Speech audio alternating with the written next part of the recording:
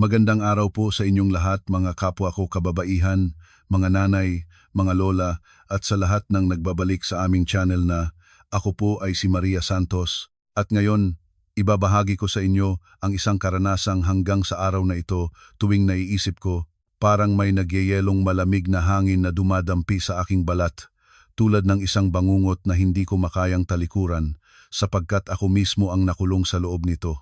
Noon ay may lagnat ako. Hindi lang basta lagnat, hindi yung tipong masakit ang ulo at may sipon lang kundi lagnat na umabot ng 40 degrees. Ang katawan ko ay parang sinusunog ng apoy mula sa loob, ngunit sabay-sabay na nanginginig pa rin ako tulad ng binubuljog ng malamig na tubig. Nakahiga ako ng patay malisya sa higaan, gumugulong ang aking mga mata, paikot-ikot ang lahat ng nakikita ko. Kahit ilang segundo pa lang nabukas ang aking mga mata, parang umiinog na ang buong silid. Isang saradong kwarto, walang nagbukas ng pinto para sa akin, walang nagtatanong kung kumusta na ako. Basa-basa ang aking likod sa pawis.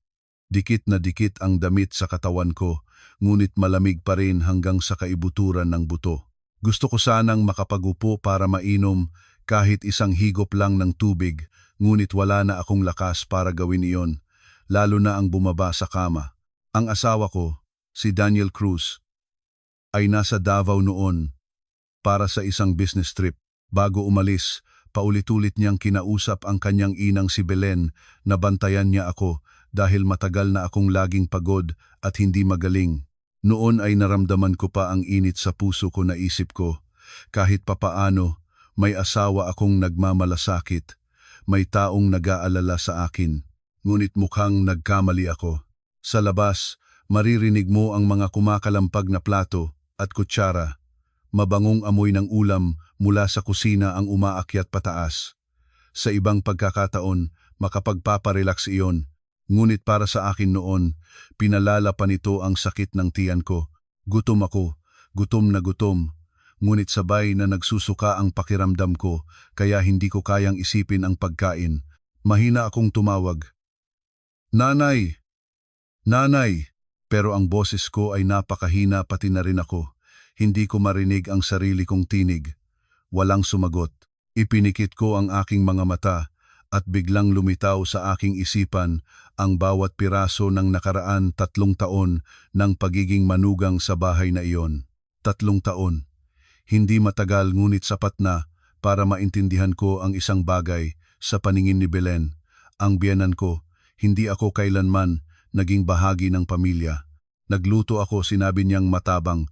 Naglinis ako ng sahig, sinabi niyang may alikabok pa. Umuwi akong huli mula sa trabaho. Sinabi niyang mas inuna ko ang mga tao sa labas kaysa sa pamilya. May mga araw na kahit pagod na ako, kailangan pa rin akong bumangon at magluto dahil kung huli lang ako ng 1 minuto, titigan na niya ako at magbibigay ng mapang-uyam na komento. Ganyan talaga ang mga manugang ngayon na sanay sa magaang buhay kaya naging tamad na. Naisip ko na noon pa, sige na lang, magtiis-tiis na lang para hindi gumulo ang tahanan. Magtiis para hindi mahirapan si Daniel sa pagitan ng dalawa namin. Ngunit ang pagtitimpi sa kalaunan ay walang katapusan. Ang sunod-sunod na pagdating ng lagnat ay nagpaligaw sa akin ng katinuan. Nahiga ako roon nang hindi ko alam kung gaano katagal. Minsan nararamdamang nag-aapoy ang katawan, minsan napakalamig naman. At sa isang malabong sandali, naisip ko kung dito na ako mamamatay sa higaan na ito, may magre-reparo ba o patuloy lang silang kakain sa ibaba? May mga boses na nagtatawanan na parang hindi ako kailanman nagiral. Subukan kong abutin ang cellphone ko sa ulunan ng higaan. Nanginginig ang aking kamay, hindi ko ito mahawakan ng maayos. Nahulog ito sa unan. Kinagat ko ang aking labi at sinubukan ko muli. Ngunit parang hindi ko na ang katawan ko. Tapos, bang, naipitpit ang pinto ng kwarto ko palabas. Nagulat ako. Bumukas ang aking mga mata. Silaw ako sa liwanag mula sa hallway at nakatayo sa pintuan. Walang iba kundi si Belen. Ang kanyang tingin sa akin ay hindi pagmamalasakit, hindi pag-aalala. Ito ay pagkainis, frustrasyon at, kung mababasa ang kanyang mga mata, halatang kahihiyang. Lumapit siya ng walang salita, diretso sa higaan. Bago pa man ako makasagot, hinablot niya ang kumot na nakapatong sa akin. Isang malamig na hangin ang bigla ang tumalab sa aking balat. Nanginginig ako at nagkukurop-kurop bilang reaksyon. Tinitigan niya ako mula ulo hanggang paa at nagbitaw ng mga salitang matulis tulad ng kutsilyo. May sakit ka daw. Nagpapakunwari ka para kanino. Walang lugar dito ang mga tamad na palamunin. Sinubukan kong magsalita. Ang boses ko ay halos hindi maririnig. Nanay, totoo pong may lagnat ako, hindi po ako makatayo. Ngunit hindi siya naniniwala. Nakatiklop ang kanyang mga braso at ngumiti ng mapanguyam. Lagnat? Nakita ko lang na nagpapahinga ka. Mula ng umaga, nandoon ka lang hindi nagluto, hindi naglinis, at ngayon nagdadahilan pa ng sakit. Gusto kong ipaliwanag, ngunit ang aking lalamunan ay natuyo na. Ang aking ulo ay paikot-ikot pa rin at lahat ng mga salita ay tila nakulong sa loob ng aking dibdib. Lumiko siya papalabas ng pinto, ngunit bago umalis ay nagbitaw pa siya ng isang malamig na pangungusap. Subukan mong bumaba sa kusina bago pa ako tumawag ulit. Huwag kang umasa, nadadalhin ko ang pagkain doon sa iyo. Isinalab ang pinto. Nakahiga ako roon. Nanginginig ang buong katawan, tumutulo ang luha, at hindi ko alam kung dahil sa lagnat o sa galit at kahihiyan. At sa sandaling iyon, isang naisip na hindi ko pa nakararanas noon ang biglang lumitaw sa aking isipan. Kung patuloy akong magtitiis, hanggang saan nila ako maaaring itulak? Hindi ko alam kung saan nanggaling ang huling lakas na iyon. Iniabot ko muli ang aking kamay patungo sa cellphone sa ulunan ng higaan. Minsan, hawak ko ito nang mahigpit kahit nanginginig pa rin ang mga daliri ko. Lumiwanag ang screen malabo sa aking mga mata. Huminga ako ng malalim at pinindot ang isang numero na nakasave roon matagal na ngunit hindi ko pa kailanman nangahas na tawagan. At iyon mismo ang tawag na nagpanginig sa buong pamilya ng aking asawa. Ngunit bago ko ipagpatuloy, kung iniisip ninyo na tumawag lang ako dahil sa isang lagnat o dahil sa isang pagsaway, hindi. Ang tunay na dahilan ng aking pagguho ay hindi lang ang sakit noon, kundi ang lahat ng kahihiyan, lahat ng pagkaaba, lahat ng taon ng pagiging tinapakan at nang malagpas na sa katangiang iyon, ang sandaling iyon, sumabog ang lahat. Makalipas ng ilang segundo mula nang isara ang pinto ni Belen, bumalik siya. Ngunit ngayon, mas mabilis ang kanyang mga hakbang, ang kanyang mukha ay puno ng galit na parang ang ginawa ko ay isang kahindik-hindik na krimen sa loob ng kanilang tahanan. Walang sinabi na may galang. Dumiretso siya sa aking higaan. Yumuko para tingnan ako sa mga matang puno ng galit at pagkainip at muli, sa ikalawang beses, hinabot niya ang kumot ko at hinablot mula sa aking katawan. Mas malakas ngayon kaysa dati. Napahiga pa nga ang aking mga paa ng bahagya. Umalingaw-ngaw ang panginginig sa aking balat. Naglalagnat ako ng malala, basa sa pawis at binunot niya ang kumot mula sa aking katawan. Ang lamig ay biglang tumama sa akin. Nagkukurop-kurop ang aking katawan bilang instinktong reaksyon. Tinutuldukan niya ang bawat salita. Hindi ka papatay, bababa ka na at magluluto ng kanin. Sino ang aasikasuin sa iyo rito? Nairinig ko iyon at parang nagalit ang loob ko. Isang tao na halos hindi na makahalina ng sariling katawan, tuyong-tuyo ang mga labi. Wala nang lakas ngunit sa kanyang paningin, isa pa rin akong tamad na manugang na naghahanap ng dahilan para hindi magtrabaho. Hinila ko ang gilid ng kumot na naiwan pa sa gilid ko. Gusto kong ibalabal sa katawan, ngunit tinapal niya ito palayo. Huwag kang magpakaarte, sigaw niya. Matagal na akong nabubuhay, kilala ko ang mga nagpapanggap na may sakit tulad mo. Sinubukan kong magsalita, mahina ang aking tinig. Nanay, 40 degrees na ang lagnat ko. Umaga pa lang, sinukat ko na. Sinabi ng doktor na kailangan ko pang magpahinga. Ngumiti si Belen ng mapanguyam. Ang uri ng ngiting iyon na alam ko na tuwing sumusubok akong ipaglaban ang aking sarili, ngingitian niya ako ng ganoon. Mapangusig, panguyam, na parang lahat ng aking sinasabi ay kasinungalingan. Anong doktor? Doktor sa ulo mo? Nakikita ko lang na nagpapahinga ka kapag kailangan kang magtrabaho. May sakit ka. Kapag may lakad sa tabi ng iyong pamilya, sakitin ka. Ganoon ka. Nang hihinawa ang aking lalamunan nang marinig iyon. Kung ibang araw lang, marahil ay may naibabalik pa akong sagot. Ngunit noon, parang putik na ang aking katawan, bumubukas sara ang aking mga mata, at kahit ang pag-upo lang ay parang imposible, tiningnan ko lang siya, puno ng kaawa-awa at galit na hindi ko kayang ipahayag. Ngunit hindi siya tumigil sa mga salita. Sinalakay niya ang aking pulso, hinablot ng malakas. Sumakit ang buong braso ko, sa pilitan akong napaupo. Umiikot ang buong silid sa harapan ko. Halos mawalan na ako ng malay. Bumangon ka na, bulong niya sa pagitan ng kanyang mga ngipin. Huwag kang humiga rito, na parang patay. Walang kaugalian dito ang biyenan, ang magluto para sa manugang. Hawak ko ang aking ulo, humihinga ng mahirap, paulit-ulit, nang hihina ang tainga ko, malakas na tumitibok ang puso ko. Hindi ko na alam kung dahil sa lagnat o sa kahihiyan. Pula-pula na ang aking pulso mula sa lakas ng kanyang paghablot, sobrang sakit. Gusto ko lang humiga, ipinid ang mata, at hayaan ang lahat. Ngunit nakatayo si Belen roon, tulad ng isang anino na nagpapabigat sa aking katawan, hindaning kaya. Hindi ako iniiwan ng kapayapaan. Sa gitna ng aking nalilirip na kalagayan, narinig ko pa rin ang kanyang bulong, sapat lang para marinig, sapat para matamaan ang bawat salita sa aking ulo tulad ng mga tinik. Tunay ngang nagkamali kami ng manugang walang silbi, lugi lang ang bigas na kinakain, matabil lang ang bibig. Hindi ko maunawaan kung paano maaaring maging ganoon ang isang tao. Hindi ako kailanman naging walang galang sa kanya, hindi ako kailanman naging pabigat sa bahay nila.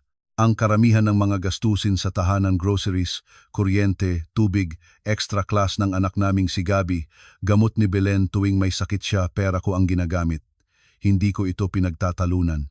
Ngunit dahil lang sa nakahiga ako, dahil lang sa hindi pa ako nakakadisyenteng bumaba sa kusina sa oras na gusto niya, naging walang silbi na agad ako lagusan ng bigas. May mga sakit na hindi dulot ng pisikal na pinsala. Ang isa sa pinakamasakit ay ang maging kahamak-hamak sa paningin ng isang tao. At sa sandaling iyon mismo ang naramdaman ko. Bumuhos ang aking luha nang hindi ko namamalayang sinimulan.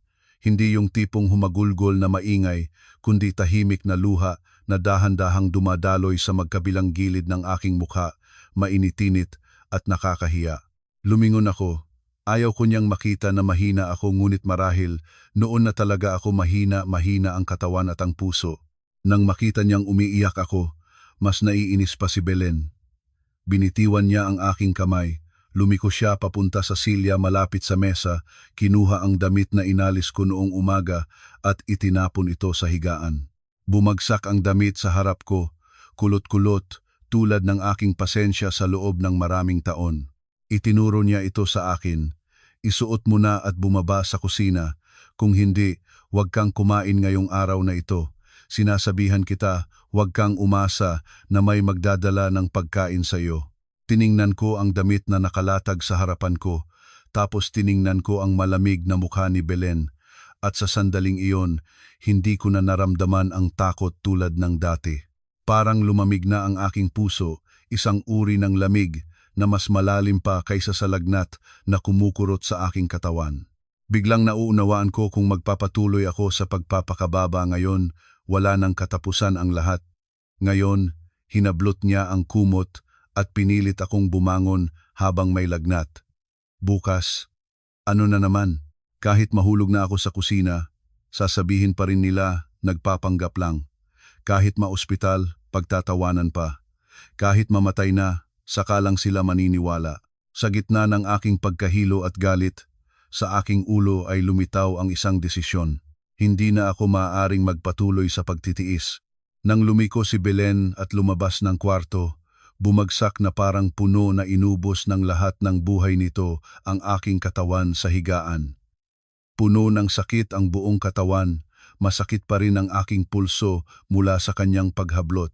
Nakahiga ako sa tagiliran, humihinga ng pabilis-bilis sa maikling mga hilik, umuulong ang aking mga tainga, kumukurap ang aking paningin ngunit kakatwa sa gitna ng lagnat at hapla, naging malinaw ang aking isipan sa isang nakakatakot na paraan.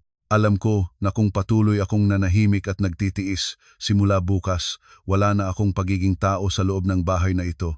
Magiging anino na lang ako na lumalakad sinusundan ng mga utos ng sinuman, binabastos ng sinuman. At ang nakakatakot na bahagi, sobrang tagal ko nang namumuhay ng ganoon. Natagalan ko nang isipin na tama ang ganoon. Kinagat ko ang aking mga ngipin, pilit na lumiko sa kanan at iniabot ang aking kamay patungo sa cellphone sa ulunan ng higaan. Nanginginig ang aking kamay. Masakit ang balikat ko. Basa sa pawis ang aking mga templa. Ilang beses na nadulas ang mga daliri ko sa gilid ng cellphone, sabay na umikot ang ulo ko, gusto ko nang sumuko, humiga na lang ng tahimik. Ngunit hindi ko alam kung bakit. Noon ay may tibay sa loob ko na hindi ko pa naranasan kailanman. Sa wakas, nagawa ko na itong hawakan. Lumiwanag ang screen sa harapan ko. Pinipigilan ang aking mga puting nawawala na mga mata. Lumabas ang listahan ng contacts, lumabo ang bawat pangalan at muling naging malinaw habang naglalagnat ako. Dahan-dahan akong nag-scroll, dahan-dahang parang ang bawat segundo ay katumbas ng 1 minuto. Natigil ang aking daliri sa isang pangalang nandoon na matagal na napakatatagal na, ngunit hindi ko kailanman nangahas na pindutin. Tinitigan ko ang pangalan. Malakas na tumitibok ang aking puso. Iyon ay si Mang Ramon. Si Mang Ramon ay hindi kamag-anak ko sa dugo, ngunit siya ang taong matagal na nagtatrabaho nang malapit sa aking yumaong amang si Tatay Julio. Noong nabubuhay pa ang aking ama, madalas siyang pumunta sa aming bahay, tinutulungan ang aking ama sa mga papeles, sa mga record. Minsan, kumakain pa siya kasama ang aming pamilya. Pagkatapos pumanaw ng aking ama, paminsan-minsan ay tumawag pa siya upang magtanong. Sinabihan niya ako na kung may mahirap na sitwasyon, huwag mahiyang makipag-ugnayan, ngunit hindi ko kailanman tinawagan siya. Hindi dahil hindi ko siya pinagkakatiwalaan, kundi dahil nahihiya ako. Natatakot akong isipin ng mga tao na hindi ko kayang resolbahin ang mga alitan sa loob ng aking sariling tahanan. Natatakot akong maging usap-usapan, at higit sa lahat, pinagtaksilan ko ang sarili ko sa pagtitiwala na ayos lang ang lahat, na kung magsisikap lang ako ng konti pa, marahil magbabago si Belen, may intindihan ni Daniel at magiging iba ang pamilyang ito. Ngunit noong hapon na iyon, naintindihan ko ang isang napakasamang katotohanan. May mga lugar na kung saan ang mas maraming pagtitiis ay nagbibigay sa mga tao ng mas maraming dahilan para yurakan ka pa. May mga taong kung mas mabait ka, mas lalong ginagawang bato ang kanilang puso. Pinindot ko ang call button.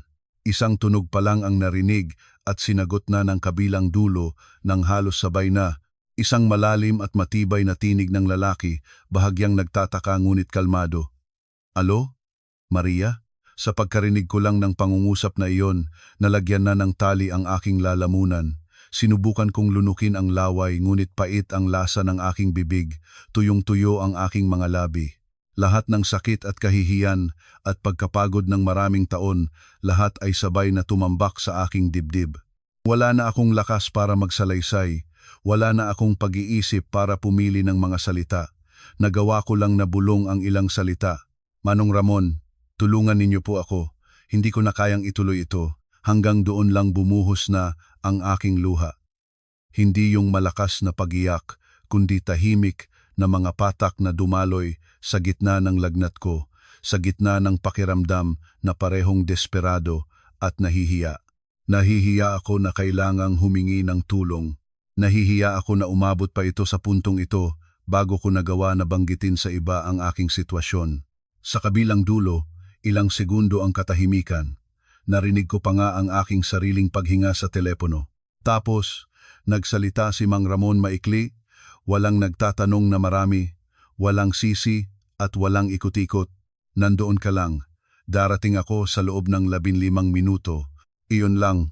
Ngunit hindi ko alam kung bakit. Iyon lang ay sapat para masunog ang aking ilong sa pagnanaisang umiyak ng mas malakas. Sa unang pagkakataon sa araw na iyon, naramdaman ko na hindi ako ganap na iniwanan. May isang taong naniniwala sa akin.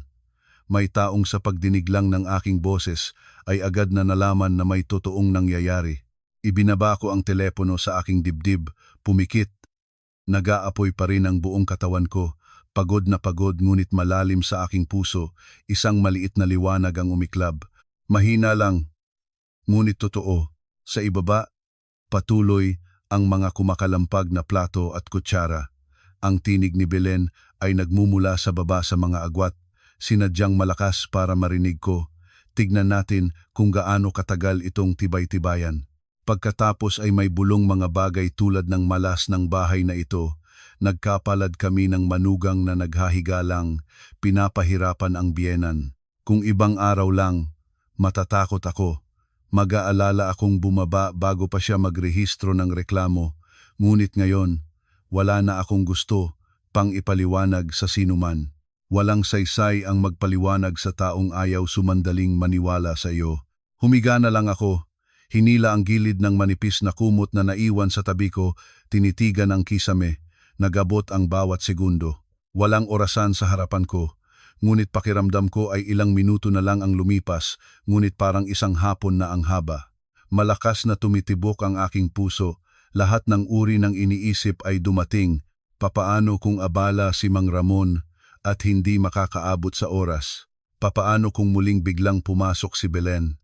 Papaano kung sa huling sandali, mula sa kahinaan, ay sasabihin ko na huwag na lang, hindi na kailangang pumunta? Kinagat ko ang aking mga labi. Hindi. Sa pagkakataong ito, hindi ako maaaring umatras. May mga sitwasyong kung saan, sa isang hakbang na pagurong mo, pipindutin ka pa ng 10 hakbang sa ibaba ng putik. Sapat na ang pagiging malambot ko. 10 minuto pakiramdam ko ay 1 oras ang lumipas. Narinig ko ang tunog ng electric fan, ang mga sasakyan sa labas, ang pagahon ng aso ng kapitbahay. Lahat ng tunog ay naging malinaw ng kakatwa, na parang ang buong katawan ko ay hindi na magawa ang iba pa kundi ang maghintay. At pagkatapos, habang isinasara ko ang aking mga mata nang sa pagod ang doorbell sa ibaba, ay biglang tumunog ng sunod-sunod, 1 beses, 2, 3, mabilis, tuloy-tuloy. Biglang binuksan ang aking mga mata, tumibok ang puso ko ng isang malkas na tibok. Narito na sila, narito na sila.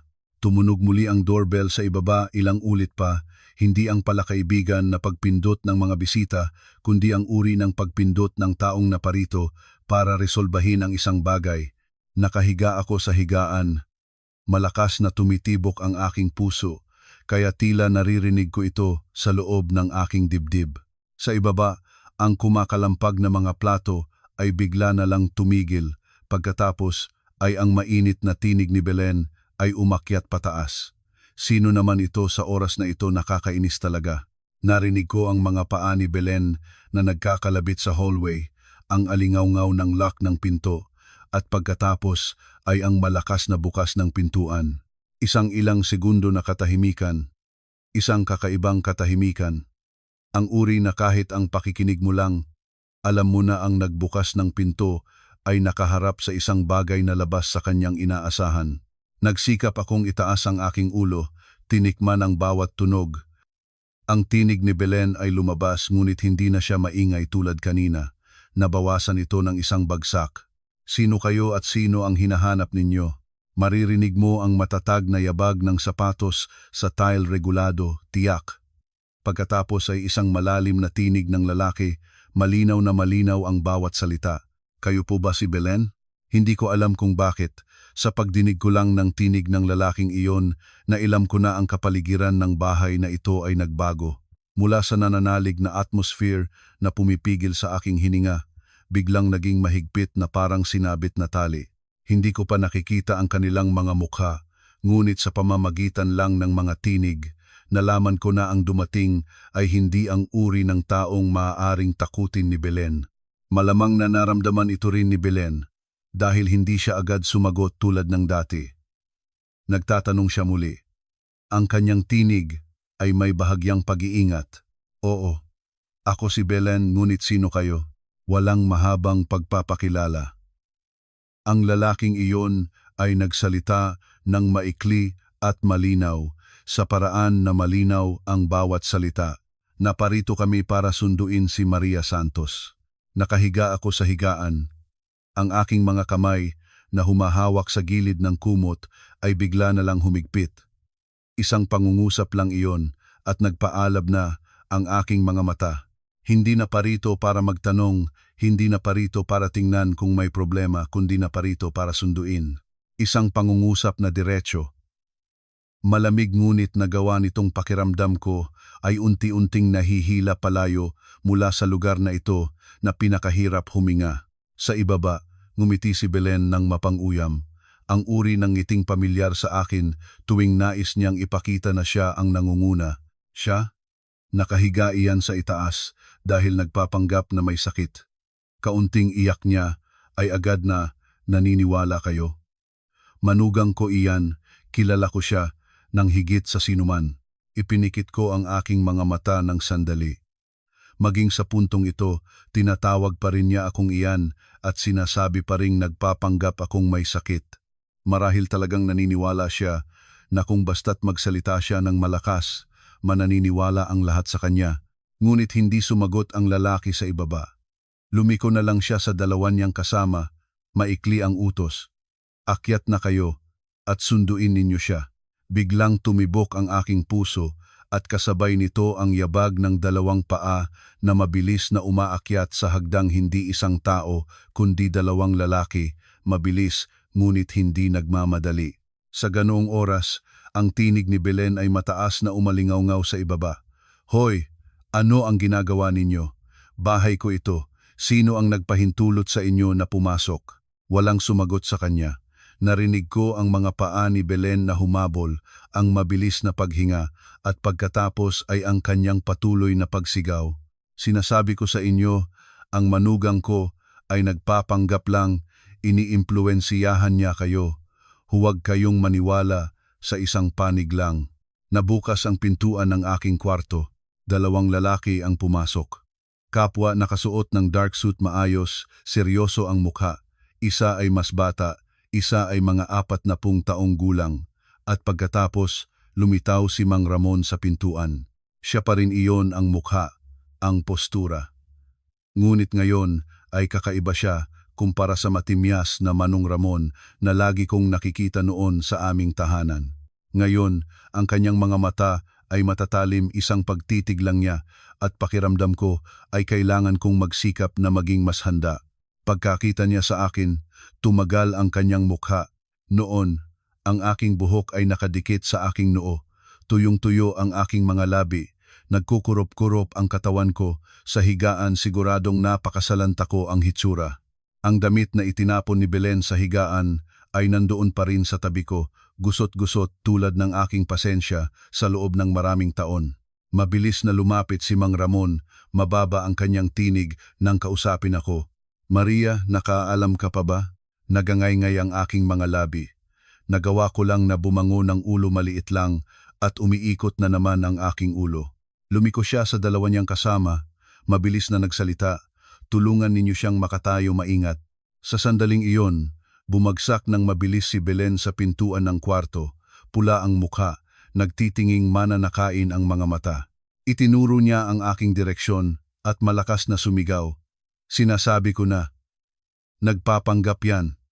Umaga pa ng malusog na malusog, pagdating ng oras ng pagluluto ay biglang humiga. Huwag kayong magpadaya.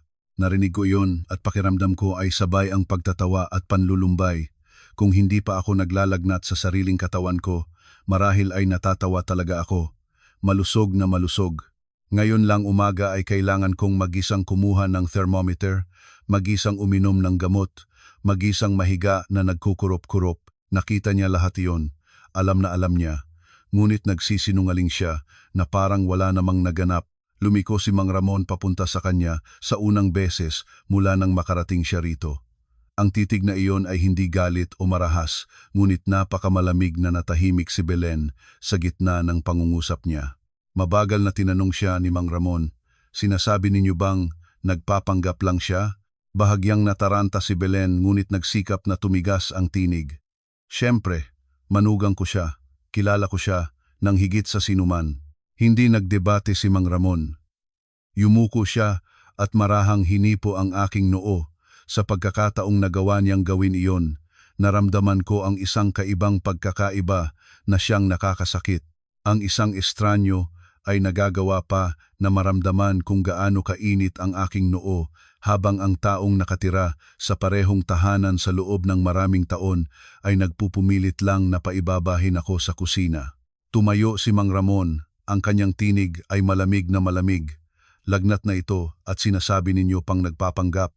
Ngumanga si Belen na parang nais sabihin ang isang bagay ngunit hindi agad nakapagsalita.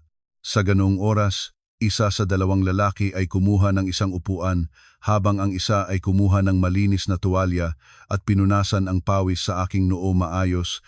Maingat lahat ng ito ay nagaganap sa harap ni Belen tulad ng isang sampal sa kanyang kalupitan. Ang hangin sa makipot na silid ay biglang naging mabigat.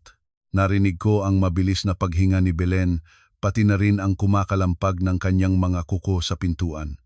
Sa unang pagkakataon, matapos ang lahat ng taon bilang manugang, natigil ang kanyang bibig.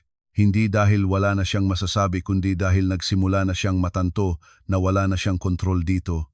Tiningnan niya si Mang Ramon. Pagkatapos ay ang dalawa niyang kasama ang kanyang tinig ay hindi na matibay tulad ng kanina. "Sino ba talaga kayo?" Ang tanong ni Belen ay hindi pa tapos na narinig at ang silid ay nahulog na sa isang mabigat na katahimikan na kaya kong marinig ang aking sariling tibok ng puso. Hindi agad sumagot si Mang Ramon, tinitigan niya siya ng ilang saglit. Ang tinig na iyon na malamig at malalim na tila nabasa na niya ang lahat ng naganap sa silid na ito. Pagkatapos ay lumiko siya sa dalawa niyang kasama at mabilis na nagsalita. "Kumuha na kayo ng thermometer at blood pressure monitor at tawagan na ang sasakyan. Hindi na siya maaaring nandito pa ng mas matagal." Agad na binuksan ng isa sa mga lalaki ang daladalang bag at lumabas ang digital thermometer at isang maliit na blood pressure monitor. Ang kanilang mga galaw ay mabilis at tiyak walang nag-aaksayang oras sa pagdedebate kay Belen. Ilang segundo lang at ang mga numero sa monitor ay nagpakita ng isang bagay na nagpabigla kahit sa akin. Ang mas batang lalaki ay tumingin kay Mang Ramon. Seryoso ang mukha. Sobrang taas ng lagnat, bumaba na rin ang blood pressure. Kumunot ang noo ni Mang Ramon. Mababa ang kanyang tinig. "Dalhin natin siya sa ospital ngayon na." Narinig ko ang tatlong salitang iyon at pakiramdam ko ay isang mahigpit na tali sa aking dibdib ay bigla na lang humawak ng konti. Hindi dahil gusto kong gumawa ng malaking gulo, kundi dahil sa unang pagkakataon sa buong araw na iyon, may isang taong tumingin sa aking kalagayan at sinabi ang pinakamahalaga, "Dalhin natin siya sa ospital ngayon na." Hindi sikapin mong bumaba sa kusina, hindi huwag kang magpanggap, hindi kahit na lang magtiis. Nagbago ang kulay ng mukha ni Belen. Malamang sa ganoong oras ay nanaising niya na hindi na niya naisawalang bahala ang kabigatan ng sitwasyon. Nag-aatubiling humakbang siya ng kaunti patungo sa loob ng kwarto. Ang kanyang tinig ay mas mababa na kaysa kanina. "Ay, hindi naman kailangang ospital iyan, basta lagnat lang naman ito. Lahat ng tao ay may lagnat." Narinig ko iyon at nagumalab ang kutob na nakakasakit sa aking lalamunan. Ilang minuto pa lang ang nakaraan, hinablot niya ako mula sa higaan, itinapon ang damit ko at pinabubalik sa kusina. Ngayon naman, sa harapan ng mga estranyo, dahan-dahan na niyang binabago ang salaysaya, basta lagnat lang. Walang sumagot sa kanya. Tinulungan ako ng dalawang lalaki na maupo, isang simpleng galaw lang iyon ngunit sumabog ang aking ulo. Dumalim ang paningin, nakuha ko lang ang gilid ng higaan para hindi mabali. Sinabi ng mas batang lalaki ng mababa, "Maria, isang hakbang na lang dadalhin na namin kayo sa ibaba." Mahina kong umango at nang humipo ang aking paa sa sahig, napalambot na ang buong katawan ko, parang tuyong damo na nababad sa tubig, wala ng lakas. Kung hindi sila nakatulong sa aking magkabilang panig, siguradong bumagsak na ako sa harapan ni Belen. Habang nilalabas nila ako sa kwarto, nagtagpo ang aking tingin at ang tingin ni Belen ng isang sandali lang ngunit nakita ko ng malinaw ang pagkalito sa mga mata ng babaeng iyon. Wala ng tapang, wala ng kapalpalang kaugalian, wala ng dating pakiramdam na siya ang may kapangyarihan. Tiningnan niya si Mang Ramon, pagkatapos ay ang akin, pagkatapos ay ang mga papel na tinapon pabalik sa bag. Namutla ang kanyang mukha ng dahan-dahan. Marahil sa unang pagkakataon, natanto niya na hindi na siya ang nagkokontrol ng sitwasyon. Pagbaba namin sa sala, doon na lumiko si Mang Ramon para harapin siya ng tuwiran. Doon ay nakaupo ako na pansamantala sa sofa, nag-aapoy ang katawan ko, maulap ang aking pag-iisip ngunit pinagsisikapang bukas ang aking mga mata para marinig ang bawat salita. Gusto kong malaman matapos ang lahat ng taon ng pagiging pinigilan ano ang sasabihin ng mga tao kay Belen. Nagalugad ng boses si Mang Ramon, ang bawat salita ay malamig tulad ng bakal. Ganito ba ang pakikitungo ng pamilya sa kanya? Hindi malakas ang tanong, ngunit ang buong bahay ay parang huminto ng paghinga. Nagkibit-kibit ang mga mata ni Belen nang maraming beses nagangay-ngay ang kanyang mga labi ng ilang ulit bago makapagsalita. Hindi ko alam na ganoon kasevere ang kalagayan niya, hindi niya sinabi sa akin. At naman, ang manugang sa bahay ay kailangan mo talagang paalalahanang alagaan ang sarili. Narinig ko iyon at parang pumunta sa kawalan ang aking puso, hindi sinabi sa akin. Ang dalawang salitang iyon ay napakagaan kasing gaan na nagawa nitong gawin na parang aksidente lang ang lahat ng ginawa niya sa akin. Habang sa totoo naman, narinig ko mismo ang kanyang mga sinabi. Naramdaman ko sa sarili kong katawan ang kanyang mga ginawa, ang hinablot na kumot, ang hinakot na braso, lahat ay nasa aking katawan pa rin. Hindi nagpahintulot si Mang Ramon na magpatuloy si Belen. Mula sa kanyang bag, kinuha niya ang isang folder na kulay kayumanggi makapal, ngunit maayos na maayos ang pagkakaayos. Binuksan niya ito, kinuha ang ilang dokumentong may pulang selyo at itinuon sa harap ng mga mata ni Belen. Ang kanyang boses sa pagkakataong ito ay mas mabagal pa, parang ang bawat salita ay direktang itinutuos sa ulo ni Belen. Kinakatawan namin ang mga legal na karapatan at ari-arian na iniwan ng amang si Tatay Julio para sa kanyang anak na si Maria. Isang pangungusap lang iyon. Nangyayelo ang mukha ni Belen. Nakita ko ng malinaw na nagbukas ng malaki ang kanyang mga mata, ang kanyang tingin ay bumagsak na parang hindi makapaniwala sa kanyang narinig. Nanginig ang kanyang mga labi. Ang kamay niya na nakalagay sa gilid ng upuan ay bumuo ng kamao. Kung kanina ay pagkalito, ngayon ay tunay na pagkabigla. Pala isang salita lang na ari-arian, at agad na naintindihan ni Belen na hindi na simple ang lahat. Tiningnan siya ni Mang Ramon, hindi niya nailagay pabalik ang folder, hawak pa rin ito tulad ng babala na hindi na kailangang idagdag pa ng salita. Pagkatapos ay tumingin siya ng diretso kay Belen, mabagal at malinaw. At mula ngayon, anumang gawaing nagdudulot ng pisikal o psikolohikal na pinsala sa si Maria, kung mangyayari ulit ay haharapin ayon sa batas. Ang hangin sa loob ng bahay ay naging mabigat na mabigat. Umurong si Belen ng isang hakbang maliit lamang, ngunit nakita ko ito, isang hakbang na pagurong mula sa isang babaeng sa loob ng maraming taon ay hindi na alam ang pagurong sa harapan ko. Namutla ang kanyang mukha, nanginig ang kanyang mga kamay, hindi na kaya pang itago. Tumingin siya kay Mang Ramon, pagkatapos ay sa akin. Ang kanyang mga mata ay puno ng sindak na hinaluan ng galit na parang gusto pang magsalita, ngunit nataranta na ang kanyang lalamunan. Nandoon ako, nakaupo, nag-aapoy pa rin ang katawan, masakit pa rin ang ulo, ngunit kakaibang damdamin ang bumugso sa loob ko. Hindi tagumpay, hindi kasiyahan, kundi isang napakasamang kapaitan sa pinakamalalim na bahagi. Pala sa loob ng lahat ng taong iyon, ang dahilan ng kanyang paghamak sa akin ay hindi dahil may ginawa akong mali, kundi dahil naniniwala siyang walang nakakasupor sa likuran ko. Pala kailangan pa ng mga papel at batas bago siya matakot. Sa labas, isang sasakyan ang huminto sa harapan ng gate. Ang mas batang lalaki ay yumuko at mababa niyang sinabi sa akin, "Maria, narito na ang sasakyan, umalis na tayo." tinulungan akong tumayo. Habang dumadaan ako sa tabi ni Belen, wala akong sinabi, tiningnan ko lang siya ng isang beses. At sa unang pagkakataon sa lahat ng taon ng pagiging manugang, nakita ko ang totoong takot sa mata ng aking biyenan. Sa sandaling isinalba ang pinto ng sasakyan, wala na akong lakas para malinaw na makita ang mga bagay sa labas. Lahat ay dumadaloy sa aking paningin bilang mga malabong linya ng liwanag. Nag-aapoy pa rin ang aking katawan ngunit malamig ang aking mga kamay, tuyong-tuyo ang lalamunan, mabigat ang ulo parang nakadagan ng bato.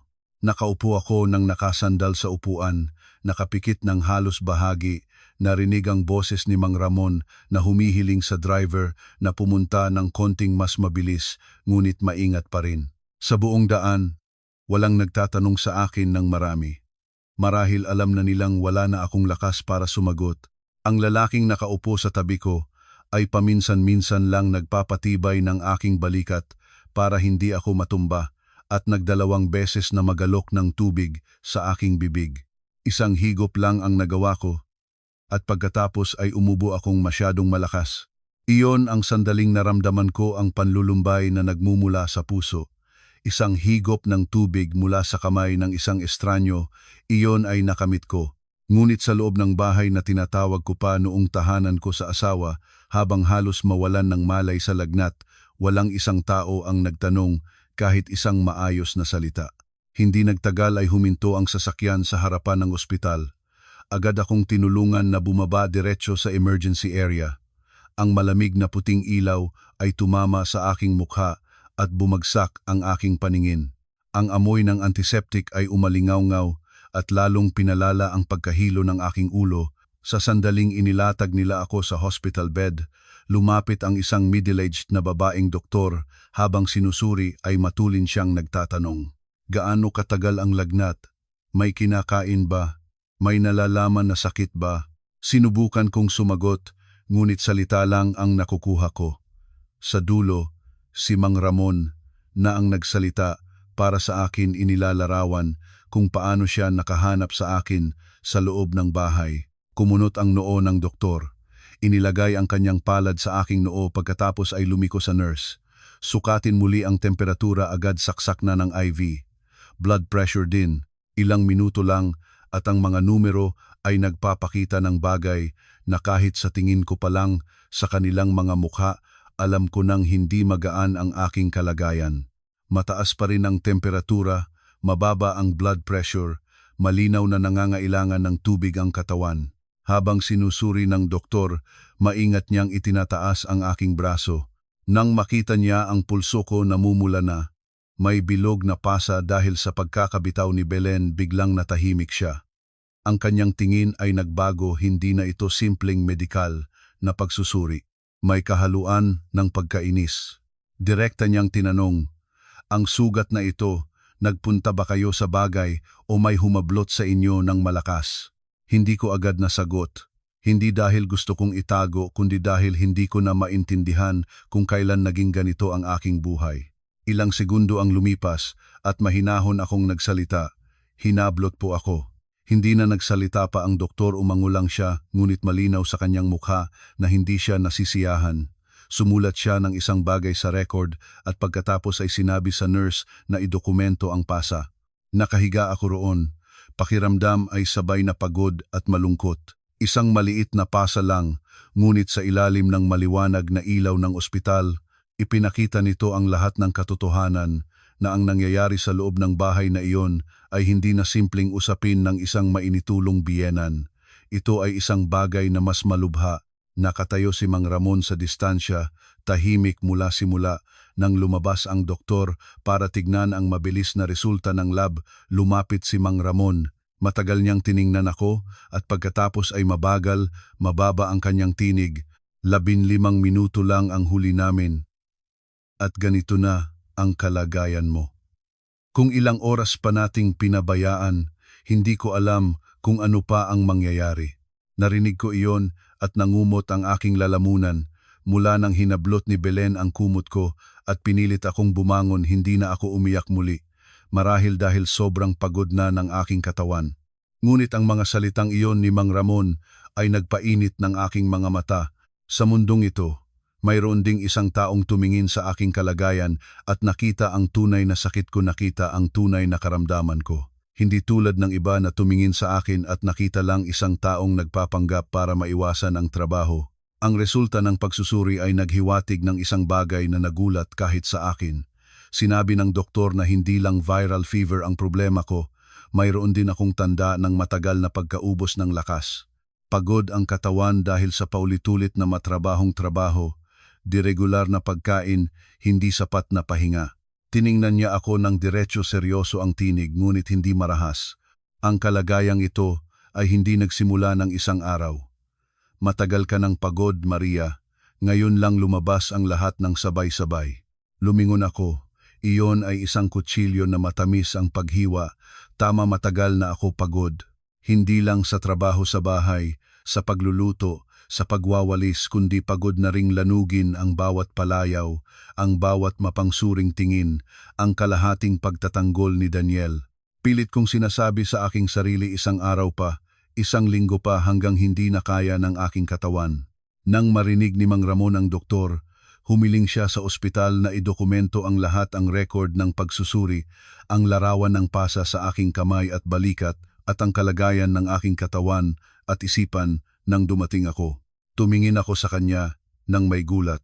Nang lumabas ang doktor, mababa akong nagtanong, talaga bang gagawing malaki ang usapin, Manong Ramon?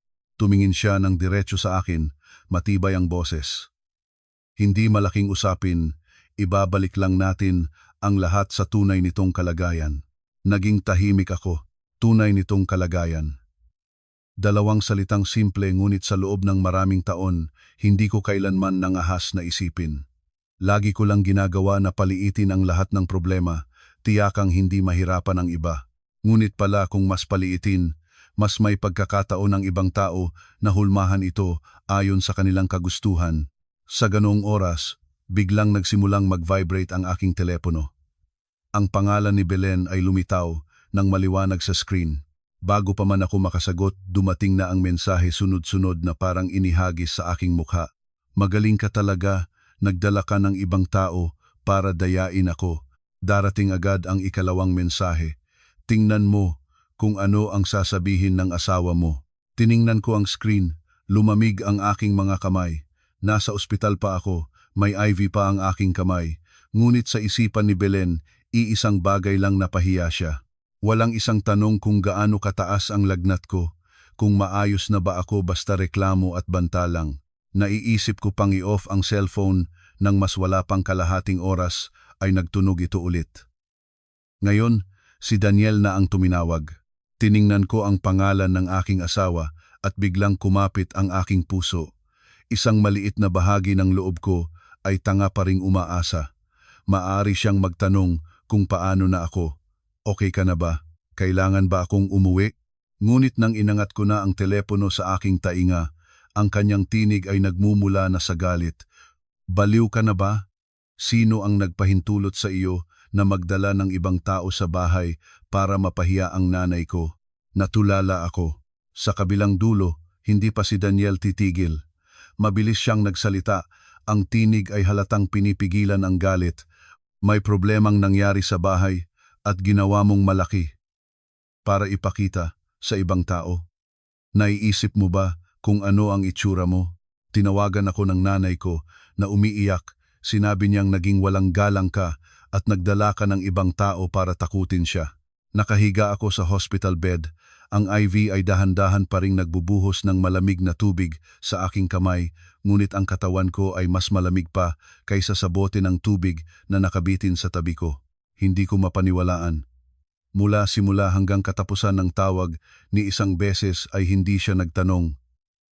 Gaano kataas pa ba ang lagnat? Anong sabi ng doktor?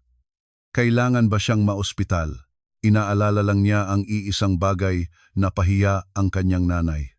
Ipinikit ko ang aking mga mata, malumanay ang aking boses. Daniel, nasa ospital na ako. Sa kabilang dulo, isang saglit na katahimikan. Pagkatapos ay binaba ang kanyang tinig, ngunit walang kahit kaunting pagkaawa. Ginawa mo na ang lahat ng gulo, anong asahan mo pang mangyari? Sa sandaling iyon, may isang bagay na nabasag sa loob ko ng ganap. Nagsimula akong maunawaan. Ang pinakamapanganib na tao ay hindi si Belen. Siya ay malupit marahas, ngunit hindi man lang nagtangkang itago iyon. Ngunit si Daniel, ang lalaking nakahiga sa tabi ko gabi-gabi. Ang lalaking lagit-laging sinasabing magtiis na lang ng kaunti para hindi gumulo. Siya pala ang nagpabayaan sa akin na nag-iisa sa gitna ng lahat ng kasamaang iyon, at pagkatapos ay siya pa ang sisihin sa akin dahil naglakas loob akong iligtas ang sarili ko. Inakala ko na pagkatapos ng tawag na iyon, kahit man lang ay maaari siyang mangyuko ng kaunti, kahit galit pa siya, kahit binibenga pa niya ang nanay niya, ang alam na nandoon sa ospital ang asawa ay magbibigay pa rin sa kanya ng isang tanong na may tunay na pagmamalasakit. Ngunit muli akong nagkamali. Nang gabi noong iyon, habang papatapos ang pangalawang bote ng IV ko, biglang pinabuksan ang pintuan ng aking kwarto sa ospital. Pumasok si Daniel, ang mukha niya ay mapusok. Pula ang mga mata, hindi dahil sa pag-aalala kundi dahil sa galit. Diretso siyang pumasok. Pinalo ang pinto ng malakas na gulat ako, pati na rin ang nurse sa hallway na nag-ikot para tingnan. Hindi agad lumapit si Daniel sa higaan. Nakatayo siya roon, ang dalawang kamay nakaakimbo. Tinitingnan ako na parang ako ang may sala. At ang unang salitang lumabas sa kanyang bibig, hindi na ito nakapagtatakang marinig, ngunit tumama pa rin ito sa aking puso tulad ng isang tulis. Galing ka talaga. Nagngangalit siya. Hindi pa sapat ang gulo sa bahay, nagdadala ka pa ng ibang tao para takutin ang nanay ko. Nakaupo akong nakasandal sa gilid ng higaan. Ang kamay ko ay may IV pa. Pagod na pagod ang katawan, ngunit kakaibang malinaw ang aking isipan sa sandaling iyon. Tiningnan ko ang lalaking dati ay pinagkakatiwalaan ko, na dati ay iniisip kong maaasahan sa buong buhay ko, at pinaka-estranyo siya sa lahat ng oras na iyon. Nagbalik akong nagtanong. Ang boses ay mapait ngunit malinaw ang bawat salita. Naglalagnat ako ng 40 degrees. Hinablot mo ng nanay mo ang kumot ko. Pinilit akong bumababa ng kusina. Kailangan pa ba akong mamatay bago mo ito makitang seryoso? Ngimisi si Daniel, walang tanda ng pagiging naapektuhan.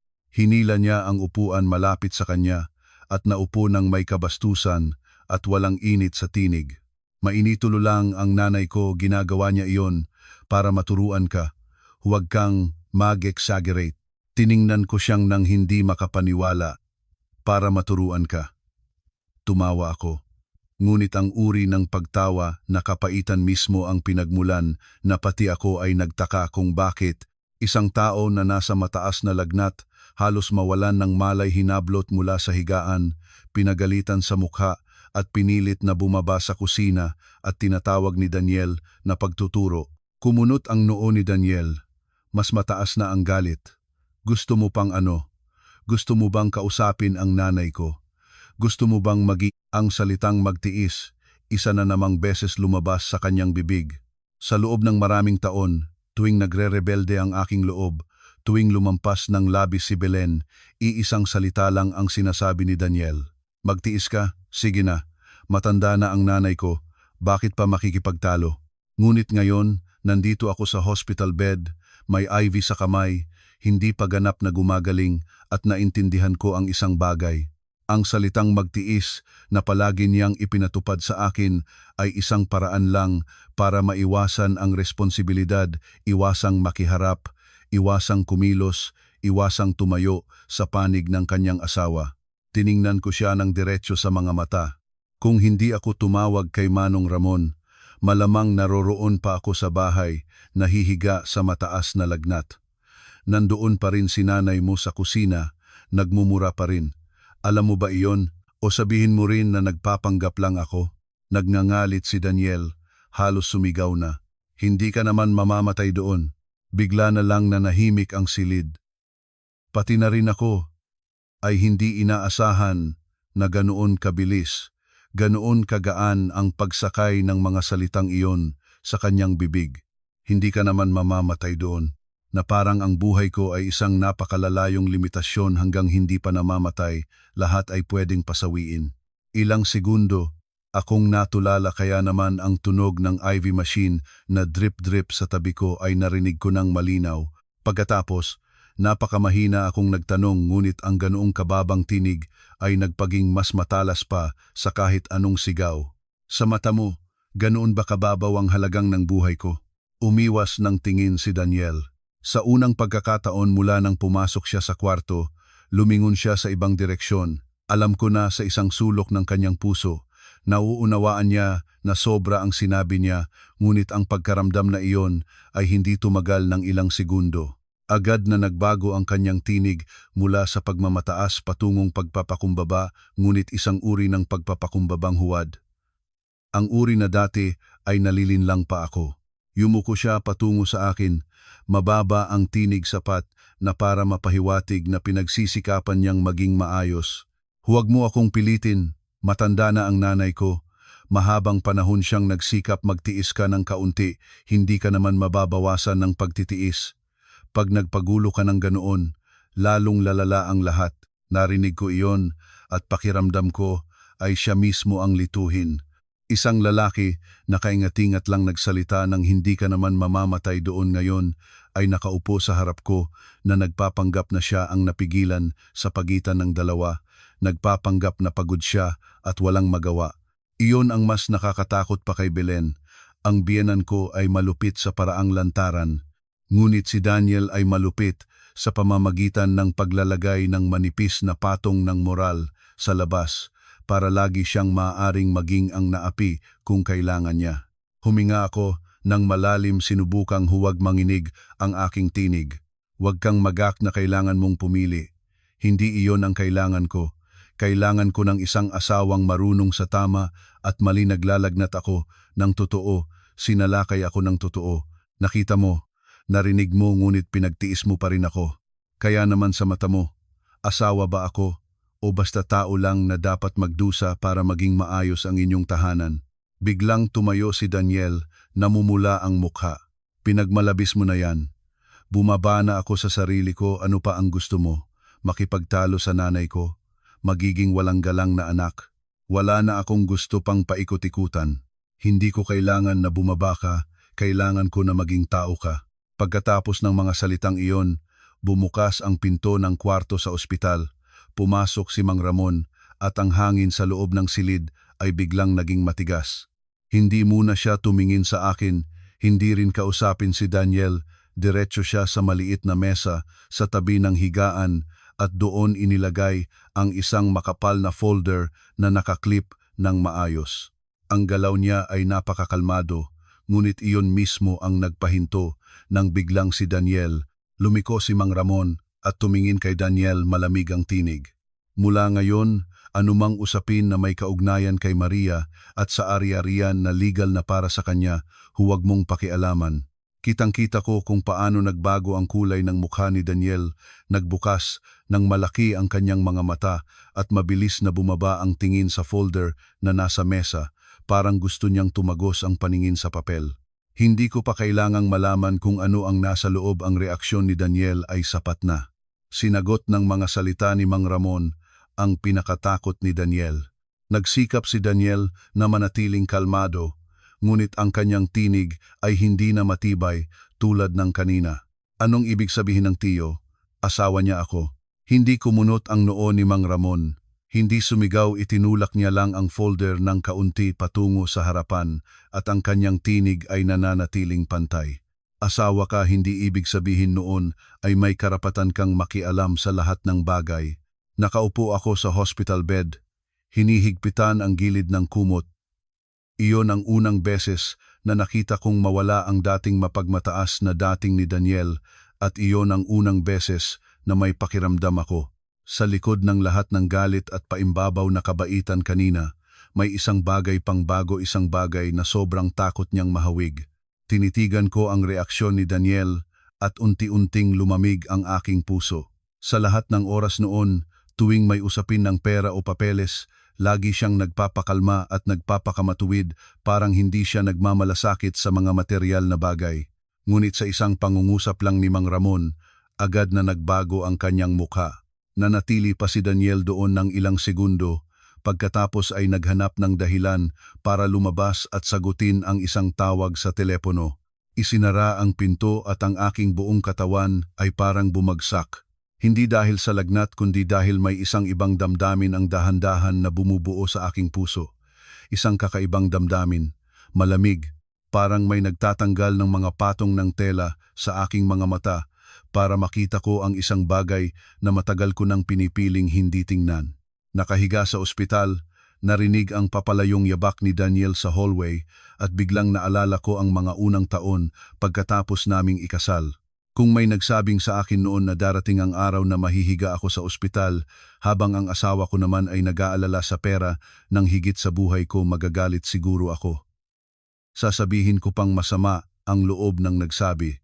Dahil noon, sa aking mga mata, si Daniel ay hindi ganong uri ng tao. Noong bagong kasal kami, mahiyain siya, mahinahon ang usap, lagi niyang ipinapakita na tao siyang may pag-unawa. Tuwing mahirap ang ugali ni Belen sa akin, hinahila niya ang aking kamay pabalik sa kwarto, umuupo sa tabi ko sa higaan at hawak ang aking kamay, mababang ang tinig na parang talagang nagmamalasakit. Magtiis ka lang sandali, Maria, sa hinaharap. Mag-aayos tayo ng sariling bahay. Hindi kita hahayaang maghirap ng walang katapusan. Dahil sa mga salitang iyon, nagpagod ako at nagtiis sa loob ng maraming taon. Noon ay may trabaho akong tama, matatag ang kita, hindi mayaman ngunit sapat sa sarili ko at may munting ipinagmamalaki sa aking pagsisikap. Ngunit pagkatapos naming ikasal, umaga pa lang ay papunta na sa trabaho, pagkatapos gabi na pagbalik tatamaan na naman sa kusina, labahan, paglilinis, lahat mula sa pagkain hanggang sa pinakamaliit na bagay sa bahay ni Daniel. May mga araw na pagkatapos ng matagal na trabaho masakit ang paa, pagod ang buong katawan. Gusto ko lang humiga ng ilang minuto, ngunit pagpasok pa lang ng pintuan ay tinatawag na ni Belen. Hoy! Bumaba ka na at magluto, naghihintay na ang lahat dito. Gutom na. Ngumiti lang ako nang pipilitin inilagay ang bag, isinalong ang mga manggas at nagtrabaho ulit. Isang beses, napagod na talaga ako. Naupo ako ng sandali sa upuan sa kusina para huminga. Dumaan si Belen at nakitang ngumiti siya ng panguyam. Iisang trabaho lang ng babae magluto at hindi pa kaya. Noong panahon ko, 3 anak ang inalagaan ko at nagtatrabaho pa sa bukid, may nagsilbi ba sa akin? Ganong mga salita ay binalik-balikin ko nang sa dulo, kahit ako na mismo ay naniniwala sa aking sariling pagkawasak, katamaran at kawalan ng kakayahan. Tuwing ganoon, ginagampanan ni Daniel ang papel ng nasa gitna. Hindi niya kailanman salungatin ang nanay niya, hindi rin niya lubos akong itatanggol. Naghihintay lang siya para lumayo si Belen at pagkatapos ay magsasalita ng ilang salitang pampaginhawa. Sige na, mainitulo lang ang nanay ko, magtiis na lang. O kaya, ganoon na ang ugali ng nanay ko, magtiis ka na lang para hindi gumulo ang lahat. Kapag narinig, parang mabait iyon. Ngunit kapag inisip ng mabuti lahat ng sinabi niya ay para lang mapagpatuloy ako sa pagtitiis. Hindi siya kailanman harapin si Belen ng diretso at sabihing nagkamali ito. Hindi niya kailanman aktibong pinoprotektahan ako. Ginagawa lang niyang mahinahon na dayain ako para hindi gumulo ang lahat sa paraang pinakakapakipakinabang para sa kanya. Nakahiga sa ospital, isang-isa kong naalala ang mga pangyayari at naramdaman ang paglamig sa aking likod. Lalo na matapos pumanaw ng aking amang si Tatay Julio, iyon ang pinaakamahirap na panahon. Hindi pa tapos ang pagdadalamhati, hindi pa tapos ang mga ayos sa libing, ngunit kailangan ko nang bumangon at bumalik sa trabaho parang isang makina. At sa panahon ding iyon, nagsimulang magbago ang saloobin ni Belen. Sa akin hindi na lang masipag ang pagkritiko sa kusina tulad ng dati. Nagsimula na siyang mapag-usisa tungkol sa iba pang bagay, ang mga bagay na may kaugnayan sa aking pamilya, sa sariling tahanan. Sa simula ay ilang pabiro lang na tanong, parang basta nabibigkas. Siguradong may naiwan si tatay mo para sa iyo? Pagkatapos, ibang araw naman, yung bahay ng pamilya ninyo, sino na ang nakasulat ngayon? May isang araw pang naging kalahating biro. Siguradong hindi maliit ang insurance ng tatay mo, hindi ba? Noon, Naramdaman ko lang ang kaunting pagkainis ngunit naisip ko, matanda na ito, ganoon ang ugali ng mga matanda. Nagkamali pa rin akong sisihin ang sarili ko sa pag-iisip ng masama sa kanya. Ngayon, pagbabalik-aralan ko ito, makikita ko na ang bawat salita ay hindi basta nagtatanong. Iyon ay pag-aalam, pagtutok, paghihintay. Hindi lang si Belen, habang pinagsama-sama ko ang mga alaala, higit na nanlalamig ang aking katawan nang maalala ko na si Daniel din ay nagtatanong sa akin ng ilang ulit tungkol sa mga papeles. May isang beses na nagdala siya ng ilang dokumento at sinabihan akong pumirma agad para mabilis na matapos ang transaksyon. Kinuha ko ang mga ito, hindi pa nababasa, nang pinabilis na niya. Pumirma ka na, mag-asawa tayo. Hayaan mo na akong alagaan ang mga bagay para mabilis. Mas madali ang pamahalaan ang ating ari-arian kung magkasamang ayos ang lahat. Noong araw na iyon, mabuti na lang at masakit ang aking ulo. Ang mga letra ay gumagalaw sa aking mga mata kaya sinabi ko na mamaya na lang mabasa pagkatapos. Si Daniel ay bahagyang nagkakulay noon ngunit sa dulo ay nagkatawa-tawa na lang. Minsan pa naman ay sinabi niya ang mga bagay ng pamilya mo, parang ating-atin din lahat iyon sa hinaharap. Bakit pa paghiwalayin ng masyadong mahigpit? Kapag narinig, tila nakakaantig. Parang pinaghandaan niya ang maliit na pamilya namin. Ngunit ngayon, na inaalagaan ko ang lahat, muli napakatakot ng mga salitang iyon. Dahil habang iniisip ko ang salitang mag-asawa, malamang naisip na niya ang salitang pag-aari. Nahiga akong walang kibos. Ang mga mata ko ay nakatutok sa puting kisame ng ospital, ang mga palad ko ay malamig. Sa unang pagkakataon sa aking buhay, isang tunay na suspetsa ang biglang lumitaw ng malinaw sa aking isipan. Ano kung ang kasal na ito, o kahit man lang ang kamakailan lang na panahon, ay hindi na simpleng alitan ng biyenan at manugang? Ano kung sa likod ng lahat ng mapait na salita, ng mga pagpipilitan sa pag-sign ng papeles, ng mga tanong tungkol sa pamilya ko, ay isang bitag na matagal ng hinanda na hinihintay lang na mapadpad ako doon? At kung totoo iyon ang nakahiga sa hospital bed ngayon, ay hindi lang isang asawang pinagtraidor ng kanyang asawa, kundi isang inangkin na mangga-mangga na kaingatan lang na nagising bago pa siya pinagsabay-sabay labanin. Nang gabing iyon, halos hindi ako nakatulog. Mababa pa rin ang lagnat, mabigat ang ulo, masakit ang buong katawan, ngunit kahit gaano pa kapagod, hindi nito nagagapi ang pangamba na lumulan sa aking isipan. Tuwing isinasara ko ang aking mga mata, naiisip ko ang pamumutla ng mukha ni Daniel nang banggitin ni Mang Ramon ang ari-arian. Naiisip ko ang pabalik-balik na tanong ni Belen tungkol sa bahay ng aking pamilya. Naiisip ko rin ang ilang beses na pinabilis ni Daniel akong pumirma sa mga papeles na inakala kong karaniwang proseso. Ganoon ako nakahiga hanggang halos madaling araw nang nagising ako nang biglang dahil sa pagkauhaw. Masakit ang lalamunan ko, parang sinusunog. Inilapat ko ang aking katawan sa kanan. Iniabot ang kamay para kunin ang basong tubig sa mesa sa tabi ng higaan nang biglang may narinig akong boses sa hallway. Hindi lubos na nakasara ang pinto ng aking kwarto, may bahagyang puwang sa gilid, isang manipis na dilaw na linya ng liwanag mula sa hallway ang sumasalip sa sahig. Sa simula ay hindi ko ito pinansin, naisip ko, mga nurse lang sa duty, ngunit biglang natahimik ako nang nakilala ko ang tinig. Si Belen iyon. Nagsasalita siya ng mababa, parang sinasadyang ibabaan ang tinig para hindi marinig ng iba. Ngunit sa katahimikang pangospital ng maaga pang umaga, ang bawat salita ay malinaw na nakapasok sa aking tainga. Nahiga akong walang galaw, pinigilan ang paghinga. Nagngangali ang tinig ni Belen. Kahit anong maging malambot mo, kailangan mong pabirmahan siya bago pang sumabak ng mas malalim ang kabilang panig. Nanlamig ang buong katawan ko. Wala na akong naramdamang pagkauhaw. Naging matigas ang kamay ko sa gilid ng kumot, kabilang panig sino. Hindi ko na kailangang hulaan si Mang Ramon, lang iyon ang mga taong kumakatawan sa ari-arian na iniwan ng aking ama. Palatotoo ang aking kutob. Ang pagkataranta nila kahapon ay hindi dahil na ospital ako, kundi dahil may nakaantig sa bagay na pinagbibidahan nila. Pagkatapos, lumabas ang tinig ni Daniel, mas mababa, mas mahinahon, ngunit malinaw pa rin ang bawat salita na parang mga kutsilyo sa aking ulo. Alam ko, pero ngayon na andoon si Manong Ramon, mas mahirap na kaysa dati. Ipinikit kong mabuti ang aking mga mata. Puso ko ay mabilis na tumitibok, hindi lang si Belen.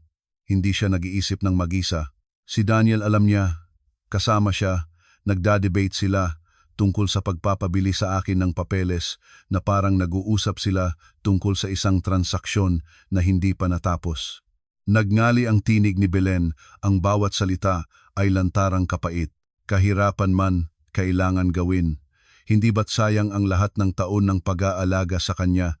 Nang marinig ko iyon, parang binuhusan ako ng malamig na tubig, pag-aalaga sa kanya.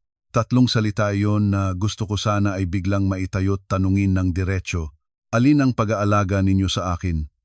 Pera ko ang pinambili ng pagkain, bahagi ng kuryente at tubig, ay akin kaya ko ang lahat ng trabaho sa bahay, pagluluto, paglalaba, paglilinis.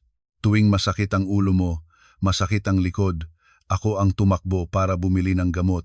At sa bibig mo, naging palamunin ako hindi miyembro ng pamilya, hindi manugang, kundi isang puhunan pinala ng ilang taon para sa pagbabayad sa tamang oras. Ang kahihiyang nararamdaman ko mula sa mga salitang iyon ay mas masama pa kaysa nang hinablot niya ang kumot ko nang naglalagnat ako. Nagsalita muli si Daniel, mababa ang tinig, ngunit malinaw na parang pako sa aking ulo. Kung sige pa ring titigas ang ulo niya, sasabihin ko ng divorce. Ngunit kailangan muna siyang pabirmahan ng kasulatan na ang ari-arian ay niya lang ng personal bago iyon. Ang bawat salita ay parang pamukpok na diretsyo sa aking ulo. Diborsyo. Kung iyon ay sabihin sa gitna ng isang away, malamang ay mas hindi pa gasin ang kirot. Ngunit ito ay sinabi ng walang init ng isang taong nagkakalkula.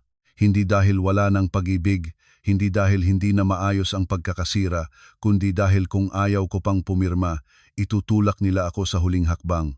Ang diborsyo dito ay hindi na kwentong pagsira ng pag-aasawa, isa itong laro ng estratehiya. Ngumiti ng mapait si Belen sa dilim. Hindi ko nakita ang kanyang mukha, ngunit sa pagdinig lang ng kanyang tawang iyon, naiisip ko ang anyo niya.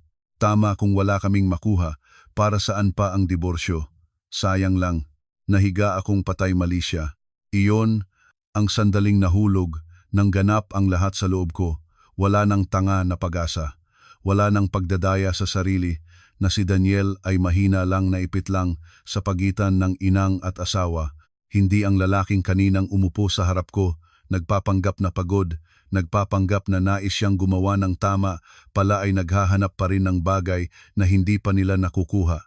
Naalala ko ang tingin niya, nang sabihin niyang, huwag mo akong pilitin ang amoy kaawaang ekspresyon na iyon na perpektong ginampanan.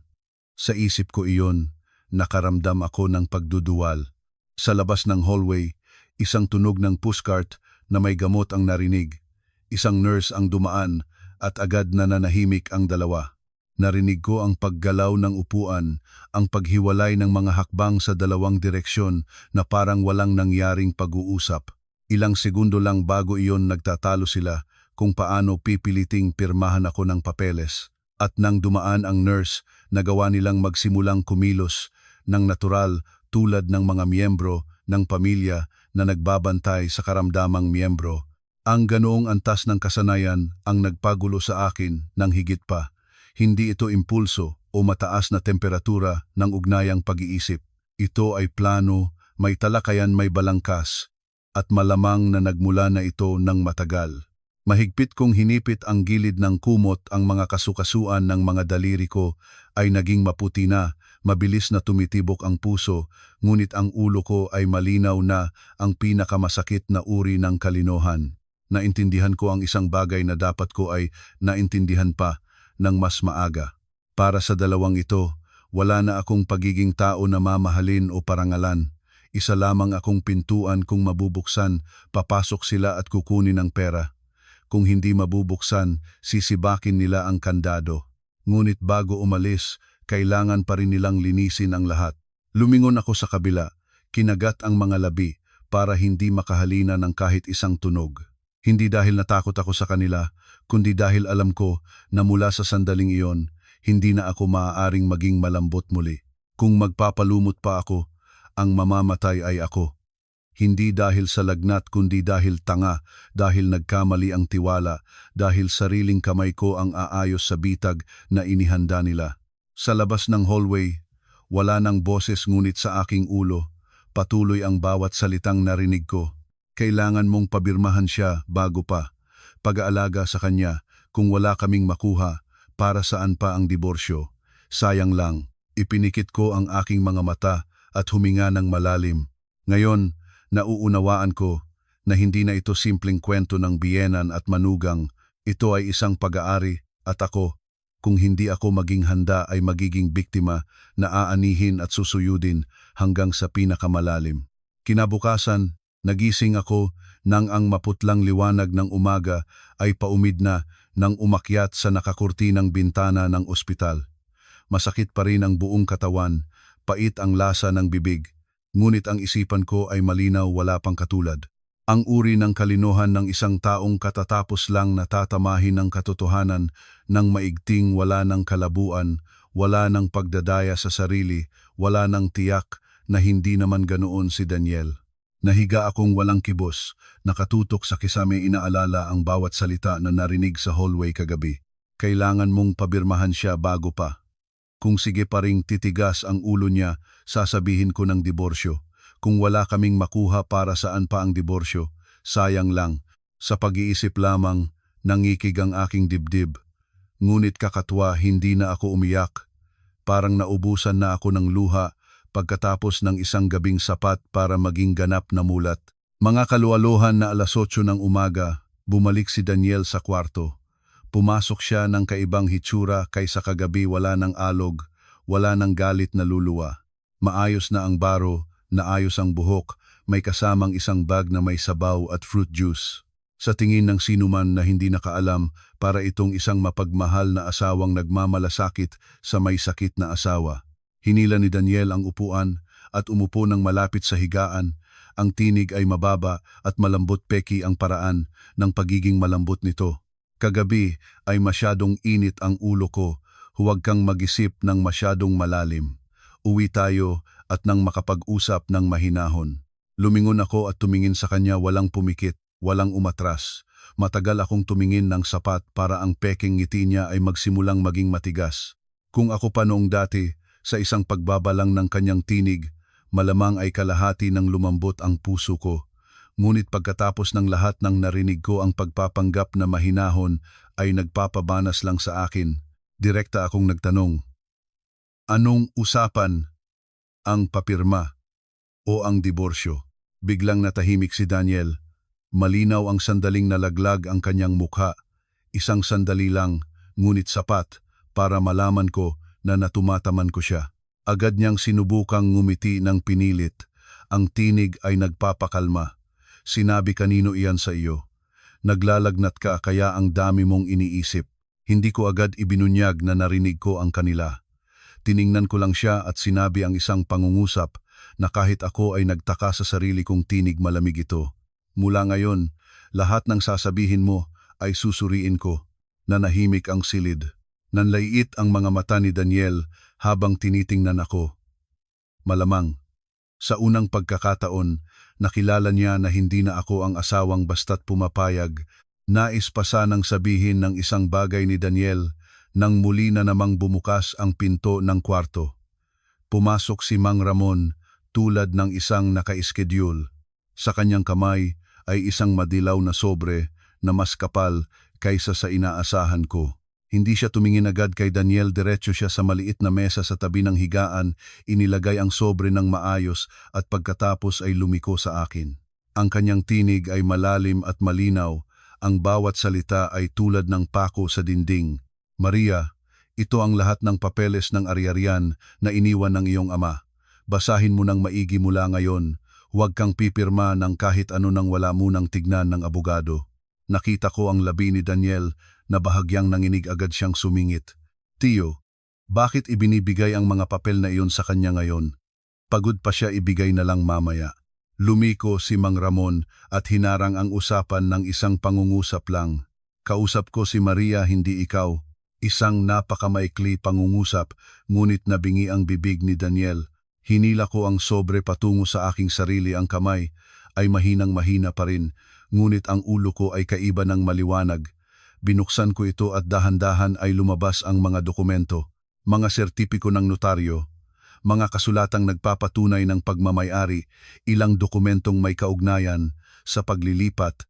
Totoo, kung ilang araw pa lang ang nakakalipas, maaring hinayaan ko lang ang mata kong malito dito. Ngunit ngayon, binasa ko ng napakabagal, at habang bumabasa unti-unting lumamig ang aking puso. Naisip ko na ang iniwan sa akin ng aking ama ay ang lumang bahay ng aming pamilya at isang katamtamang ipon sa bangko. Ang aking amang si Tatay Julio ay namuhay ng simple at madalang nagsalita sa akin tungkol sa pera. Pagkatapos niyang pumanaw, ayaw ko ring hawakan ang maraming papeles dahil mas nakakasakit ang pag-aalala sa mga numerong iyon. Ngunit pala, wala akong alam. Sa hanay ng mga dokumento ay isang kasulatan na nagpahinto ng aking kamay. Binasa ko ng 2 beses, hindi ako makapaniwala sa nakikita ko. Ang aming ama ay hindi lang nagiwan ng bahay, nagiwan din siya sa akin ng 30% na bahagi sa isang construction materials company na kanyang pinuhunan noong maraming taon pa. Ang halagang hindi maliit, mas malaki pa sa dati kong inaakala, na natiling walang anino. Lahat ng piraso ng palaisipan sa aking isipan ay agad-agad na nagkasabay, ang peking tibay ni Daniel, ang lumang pagiging lantaran ni Belen, ang mga tanong tungkol sa tahanan ng aming pamilya, ang mga pagkakataong pinilit akong pumirma ng mga papeles, ang magkasamang pagpigil sa akin habang hayagang kinahahamak, lahat nakabalot sa isang salita: pera. Itinuon ko ang mga mata ko kay Daniel, hindi na ang tingin ng isang asawang nagtatanong kung bakit, kundi ang tingin ng isang taong katatapos lang gumising. Mabagal akong nagsalita, ang bawat salita ay tulad ng pinuputol mula sa aking lalamunan. Pala, sa loob ng lahat ng taon na iyon, hindi kayo nagpigil sa akin dahil sa pagmamahal. Pinigilan ninyo ako dahil sa pera. Agad na tumayo si Daniel. Maria, hindi iyan ang kahulugan, hindi ko kailanman. Hinarang ko siya, ang tinig ko ay mas matibay kaysa sa sarili ko ang akalain. Huwag nang magkaila pa, mukhang mura ng kaila. Kung wala ang mga bagay na ito, marahil ay naroroon ka pa rito na nagpapanggap na mabuting asawa, hinihikayat akong pumirma para maging maayos ang lahat. Namutla si Daniel. Ibinaba ko ang folder, hinipit ang gilid ng kumot gamit ang kamay ko. Pagod pa rin ang katawan ko, ngunit hindi pa nito nabago ang tibay ng aking puso sa sandaling iyon. Lahat ng kahihiyan, lahat ng mga luha na nilunok ko, lahat ng mga magtiis na lang na sinabi ko sa sarili ko sa loob ng maraming taon, lahat ay pinagsabay sa sandaling iyon. Tumingin akong diretso sa kanya, malinaw ang bawat salita. Mula ngayon, hindi na ako babalik sa bahay na iyon. At kung magtatangka pa ang nanay mo at ikaw ng isa pang ganoong eksena, hayaan ko ang pulis at abogado ang makipag-usap sa inyo. Natigilan si Daniel. Sa unang pagkakataon, hindi siya naginit. Walang sigaw, walang maingat na pananalita ng moralidad.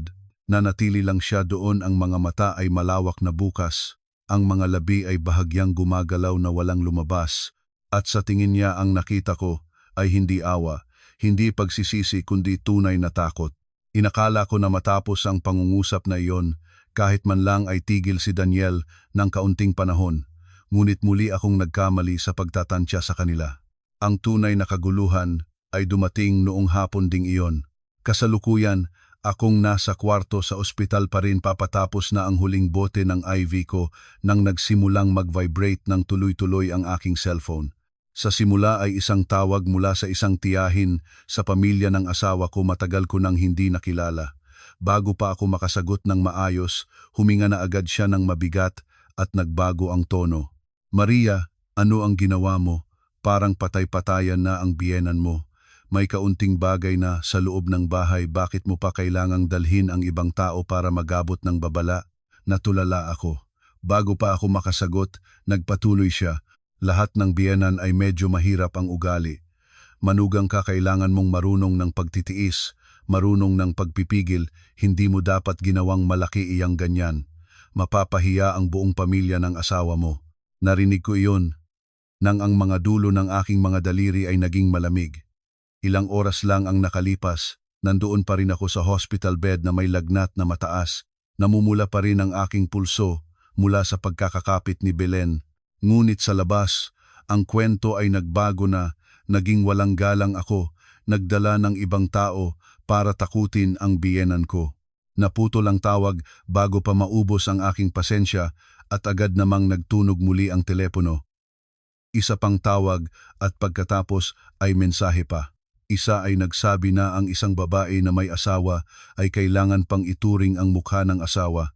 Isa naman ay nagpayo na huwag mamalasin ang aming relasyon dahil may kaunting ari-arian mula sa aking sariling pamilya. May isa pa ngang direktang nagsabi mapait ang tono parang naghatol. Nung wala kang pera, kaya mong magdusa. Ngayon may naiwan ang pamilya mo para sa iyo. Agad mo nang binago ang tinig. Tiningnan ko ang screen na paulit-ulit na lumiliyab at humihimlay at sa isip ko ay iisang bagay lang, nagsimula ng kumilos si Belen.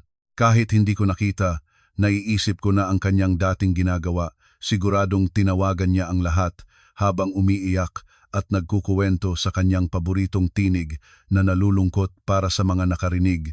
Awa agad ang nararamdaman. Isasalaysay niya na walang galang ako, na umalis sa asawa, na nagbago dahil sa pera, at ang pinakakatakot-takot isasalaysay niya ito na parang siya mismo ang naging biktima. Hindi pa tapos ang pagkagulat ko nang ibinaba ni Mang Ramon ang sarili niyang cellphone sa harapan ko. Sa screen ay makikita ang social media page ni Daniel. Kakapost niya ng isang maikling katayuan na walang pangalan ngunit lahat ay mauunawaan kung sino ang tinutukoy. May mga tao pagkakataon ay wala kaya nagtitiis. Ngunit pagdating ng pera, kahit asawa ay aalimurahin na. Matagal kong tiningnan ang katayuang iyon. Kung ilang araw pa lang ang nakalipas, marahil ay umiyak na ako. Nanginig na ako sa galit. Nalungkot ako dahil hindi ko maintindihan kung paano kayang ihagis ako ng taong kasamang tulog ko gabi-gabi sa gitna ng opinyon ng publiko ng ganoon. Ngunit hindi ako umiyak noon. Naramdaman ko lang ang lamig. Sobrang lamig na ang mga patak ng ivy sa aking kamay ay parang mas mainit pa kaysa sa aking puso. Pala gusto nilang higit pa sa pera. Nais din nilang itulak ako sa isang mahinang posisyon para sa sarili ko ring maisip na ako ang may kasalanan para kung may mangyaring mas malaki pa sa hinaharap. Maalala ako ng mundo bilang isang babaeng nagbago nang lumabas ang pera. Hindi isang biktima na itinutulak sa dulo ng lahat, kundi isang nagpapanggap na nagbago. Pina-off ko ang screen ng cellphone, ibinaba ito sa kumot at itinuon ang aking tingin kay Mang Ramon. Ang boses ko ay napakabagal, napakababa, ngunit ang bawat salita ay naisip ko ng mabuti bago pinayagang lumabas. Ayaw ko nang magpaliwanag gamit ang bibig ko. Gusto ko na tumahimik sila ng ganap. Hindi nagpakita ng sorpresa si Mang Ramon. Malamang hinihintay niya ang sasabihin ko. Umango lang siya ng isang beses, pagkatapos ay kinuha ang kanyang cellphone at lumabas sa hallway para tumawag sa isang tao. Wala pang kalahating oras bumalik siya, kasama ang isang bagong pangkat ng mga dokumento at maikli niyang sinabi, "Sige mula ngayon, magsalita na tayo gamit ang katibayan." Ang plano ay binalangkas namin ng halos agad-agad pagkatapos noon. Hindi na ako magpapatuloy sa direktang paghaharap tulad ng nagdaang mga araw, magbabago ako ng tono at saloobin. Magpapanggap akong pagod na at humihina tulad ng isang babaeng nanlumo na at ayaw nang gumulo pa. Magpapadala ako kay Daniel ng mensahe na ayaw ko nang patagalin ito. Kung handa silang humingi ng tawad, ng tapat isasaalang-alang ko ang pagpapatawad. Walang banggit ng papeles, walang banggit ng ari-arian, walang banggit ng abogado, isang pagbabay na sapat para maniwala siyang mayroon pa siyang pagkakataon na mahikayat ako. Kinuha ko ang cellphone nang walang pagnangalagas. Kakatwa sa loob ng maraming taon, naisip ko lagi na ako ay uri ng babaeng madaling matunaw ang puso. Ngunit nang itulak ka sa gilid ng bangin pala, ang malambot na puso ay maaari ring maging bato. Nagpadala ako kay Daniel ng tulad ng plano maikli at tiyak. Pagod na ako. Ayaw ko nang magdagdag pa ng gulo. Kung kayo ni nanay ay taos-pusong nais na maayos ang lahat, makausap mo ako ng marangal. Iisang paghingi lang ng totoong paumanhin ang kailangan ko. Hindi pa natapos ang 1 minuto mula nang ipadala ko, lumiwanag na ang screen. Mabilis ang pagtugon ni Daniel para bang naghihintay siya sa telepono. Alam ko naman mahal mo pa rin ako. Mag-usap na tayo bilang mag-asawa, huwag mong pakinggan ang ibang tao na gusto kang baguhin ng isipan. Tiningnan ko ang linya ng teksto na iyon nang medyo matagal at naramdaman ko ang pagduduwal. Isang taong kakaplano lang na ilubog ako sa mga papeles, kakadiskarte lang para ipakilala ako bilang hindi mapagkakatiwalaan ngunit makakapagsalita pa ring mahal mo pa rin ako na parang walang nangyari. Ibinaba ko ang telepono sa kumot. Nakatutok ang tingin sa kisame ng matagal at sa sandaling iyon, alam ko nang walang pag-aalinlangan, hindi na ako magiging malambot muli. 2 araw pagkatapos ayon sa aking mensahe, isang pulong ng pamilya ang naisaayos sa bahay ng Tito Bong, ang pinakamatandang kapatid ng ama ni Daniel. Si Tito Bong ay kilala ng lahat sa kanilang pagpapahalaga sa katapatan at pagpapanatili ng karangalan ng pamilya. Nang higit sa lahat, siya ang aking pinili bilang lugar ng pulong dahil alam ko nang mabuti na si Belen ay takot sa pagkakataong mapahiya sa harapan ng mga kamag-anak. At iyon mismo ang dahilan kung bakit naisip ni Belen na ligtas siya na sa harap ng maraming tao, hindi na ako mangangahas na gumawa ng basta. Dumating ako kasama si Mang Ramon. Bago kami pumasok sa pintuan, tumingin sa akin si Mang Ramon at maikli niyang tinanong, "Maria, sigurado ka?" Umango ako. "Sigurado po." Noon ay hindi na ako nanginginig tulad ng ilang araw na nakaraan sa ospital. Masakit pa rin ang katawan, mahinang-mahina pa rin ang mga binti, ngunit ang puso ko ay mas matibay kaysa sa kahit kailan. May mga pinto na kapag binuksan mo na at nakita mo na ang nasa loob, hindi mo na maaaring magpanggap na hindi mo ito nakita kailanman. Ang sala ni Tito Bong ay mas maraming tao kaysa sa inaasahan ko. Bukod sa Tito Bong at kanyang asawa, naroon pa ang ilang tiyuhin at tiyahin sa pamilya ni Daniel, ang mga matandang gustong umupo sa gitna ng bahay sa bawat kasalan at burol para bigyan ng payo ang mga kabataan sa pamamagitan ng 2 salitang magtiis na. Nandoon nang una si Belen, nakaupo sa gitna, matuwid ang likod, namumula ang mga mata, may hawak na tissue. Kung hindi mo alam ang nangyari, makikita mo ang isang lola na nagdurusa. Nang makita niyang pumasok ako, pumiyok siya at huminga ng mabigat. Parang ganito na lang ang katandaan ko, ninais ko lang na maging maayos ang lahat. Ngunit dinala ng manugang ko ang ibang tao para saluhin sa akin. Nakakaalo iyon. Si Daniel ay nakaupo ng diretso sa tabi ni Belen, ang ulo ay yuko ng kaunti, ang mukha ay may pagpapanggap ng pagkadismaya. Pagkatapos ay itinuon sa akin ang tingin at sinabi ang tinig ay bago magsasalita siya ng daan-daang pasabog, ang tinig ay puno ng dalamhati. Gusto ko lang na maayos ang lahat sa pagitan namin. Ngunit si Maria ay palaging nakikinig sa ibang tao kaysa sa akin. May problemang naaayos na sa loob ng tahanan, ngunit ginawang malaki.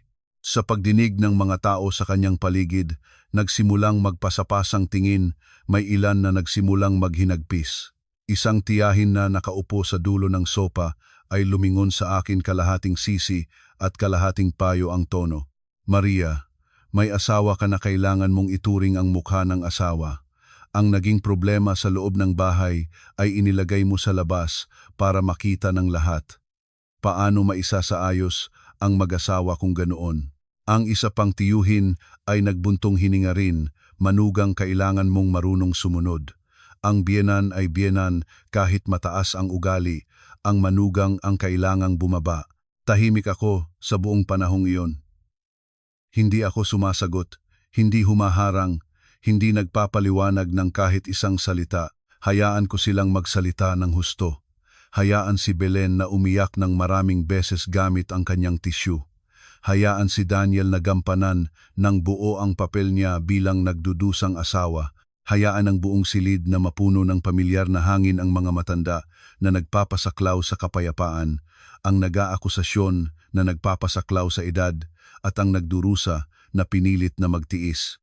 Si Mang Ramon ay nakaupo sa tabi ko mula simula hanggang ngayon ay hindi siya nagsalita, naghihintay. Nang mababa na ang lahat ng tinig nang tumigil ang bulungan, nahulog ang silid sa isang maikling katahimikan, tahimik na kumuha si Mang Ramon ng bag na nasa tabi niya at iniabot ito sa akin. Kinuha ko ang aking cellphone mula sa bag. Pagkatapos ay kumuha ng isang maliit na portable speaker na inihanda namin ng maaga. Nakita ni Belen ito bahagyang nataranta at agad ding tumingala si Daniel, ang mga mata ay nagkikita. Malamang ay may naramdaman na silang hindi mabuti. Ngunit huli na. Inilagay ko ang speaker sa gitna ng mesa, pinindot ang connect at nagsalita ng dahan-dahan. Bawat salita ay nagtanggal ng bahagi ng timbang na matagal ko nang dala. Mula kanina ay nakinig ako sa lahat ng payo magtiis, umayos, ipaliwanag ang loob ng bahay sa loob. Oo, gusto ko rin noon iyon. Ngunit bago pa kayo magpatuloy ng pagpapayo, nais ko pong humingi sa inyo na makinig kayo ng isang bagay. Pinindot ko ang play. Isang maliit na kumakaluskos na tunog mula sa speaker pagkatapos sa gitna ng tahimikang sala ni Tito Bong, ang tinig ni Belen ay tumunog ng malinaw. Kahit anong maging malambot mo, kailangan mong pabirmahan siya bago pang sumabak ng mas malalim ang kabilang panig. Pagkatapos ang tinig ni Daniel mas mababa, ngunit maliwanag sa bawat salita. Alam ko. Pero ngayon na andoon si Manong Ramon, mas mahirap na kaysa dati. Ang silid ay naging ganap na walang galaw. Patuloy ang gawi, ang recording ay nagpapatuloy, kung sige pa ring titigas. Ang ulo niya sasabihin ko ng diborsyo. Ngunit kailangan muna siyang pabirmahan ng kasulatan na ang ari-arian ay niya lang ng personal bago iyon.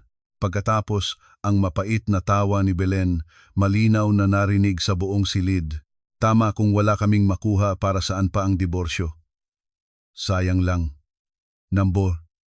Nang matapos ang recording ang buong sala ay nanatiling walang kibos.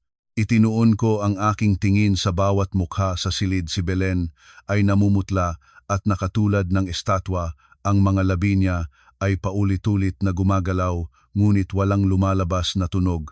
Si Daniel naman ay biglang nagtayo, ang upuan ay nakagusgos pabalik at nagsagawa ng malakas na tunog, ang tinig niya ay nabali. Iyan ay malinlang na pagtatala paglabag sa privacy. Tumingin ako sa kanya at agad na sumagot, walang pagkaantala. Ang magnakaw ng ari-arian ng iba, hindi ba paglabag iyon? Pagkatapos ng pangungusap na iyon, ang mga tao sa silid ay nagkakaguluguluhang lumingon sa dalawa, walang mga tinig ng pagtatanggol, walang mga salitang pabor, kundi mga tingin ng pagkabigla na hinaluan ng pagkakakilala. Hindi ko binibigyan sila ng panahon para makabawi. Lumingon ako kay Mang Ramon bahagyang umango. Inilatag niya ng isa-isa sa mesa ang mga katibayan. Una ang record ng ospital na may pulang selyo, ang opisyal na dokumentasyon ng aking pagsosospital na may lagnat, pagkahapo, pagbaba ng blood pressure. Kasunod nito ang mga litrato ng pasa sa aking pulso at balikat matapos ang lakas ng paghablot ni Belen. Pagkatapos ang print mula sa kamera ng kapitbahay, malinaw na makikita si Belen na nagmamadaling umakyat sa hagdan at pagkaraan ng ilang sandali, ako na halos hindi makatayo ay tinutulungang lumabas. Panghuli ang kopya ng transaksyon mula sa bangko. 700,000 piso mula sa aming joint account ng mag-asawa pinadala sa account ni Belen na may detalyeng para iingatan. Sa bawat papel na inilatag sa mesa, lalong nangingitim ang mukha ni Daniel. Tumingin ako sa bawat tao sa silid, ang tinig ko ay hindi malakas, ngunit ang bawat salita ay matibay na matibay. Ito ang lalaking sinabi ng lahat sa akin na magtiis. Ito ang biyenang sinabi ng lahat na mahalin ko. Isang babae na hinablot ang manugang niya na nasa mataas na lagnat mula sa higaan at pinilit na bumaba sa kusina. Isang asawa na nakita ang asawa niyang halos mawalan ng malay, ngunit pinakainiisip ang pera at ang mukha ng nanay. Walang nagsalita. Naramdaman ko ang malakas na tibok ng aking puso, ngunit ang boses ay nanatiling pantay, hindi pa nangingig. Marahil dahil ngayon, hindi na para sa sarili ko lang ako nagsasalita. Ibinibigay ko ang katotohanan sa lahat ng taong nasa harapan ko. Pagkatapos ay kinuha ko mula sa bag ang papel na dalhin sana ni Daniel sa ospital para pirmahan ko at inilatag ito ng hayagan sa gitna ng mesa. At ito tinatawag nilang papel para mapayapa ang lahat. Ngunit kung pinirmahan ko noon sarili kong kamay ang gagamiting alisin ang aking karapatang legal sa ari-arian na iniwan ng aking ama. Salita ng matamis bitag sa loob. Sumabog ang sala matapos nun. Namutla si Belen, nanginginig ang buong katawan, ang mga kamay niya ay sumasamid pa rin sa gusot na tisyu. Si Daniel naman ay nakatayo pa rin, wala nang mahanap na salita. At sa sandaling iyon si Tito Bong na mula simula hanggang ngayon ay tahimik lang at umupo, biglang nagbangon ng pabilis. Nagpalabas ang malakas na tunog nang humampas ang kanyang kamay sa mesa, ang nangkatog na mesa ay nagpabigla sa lahat.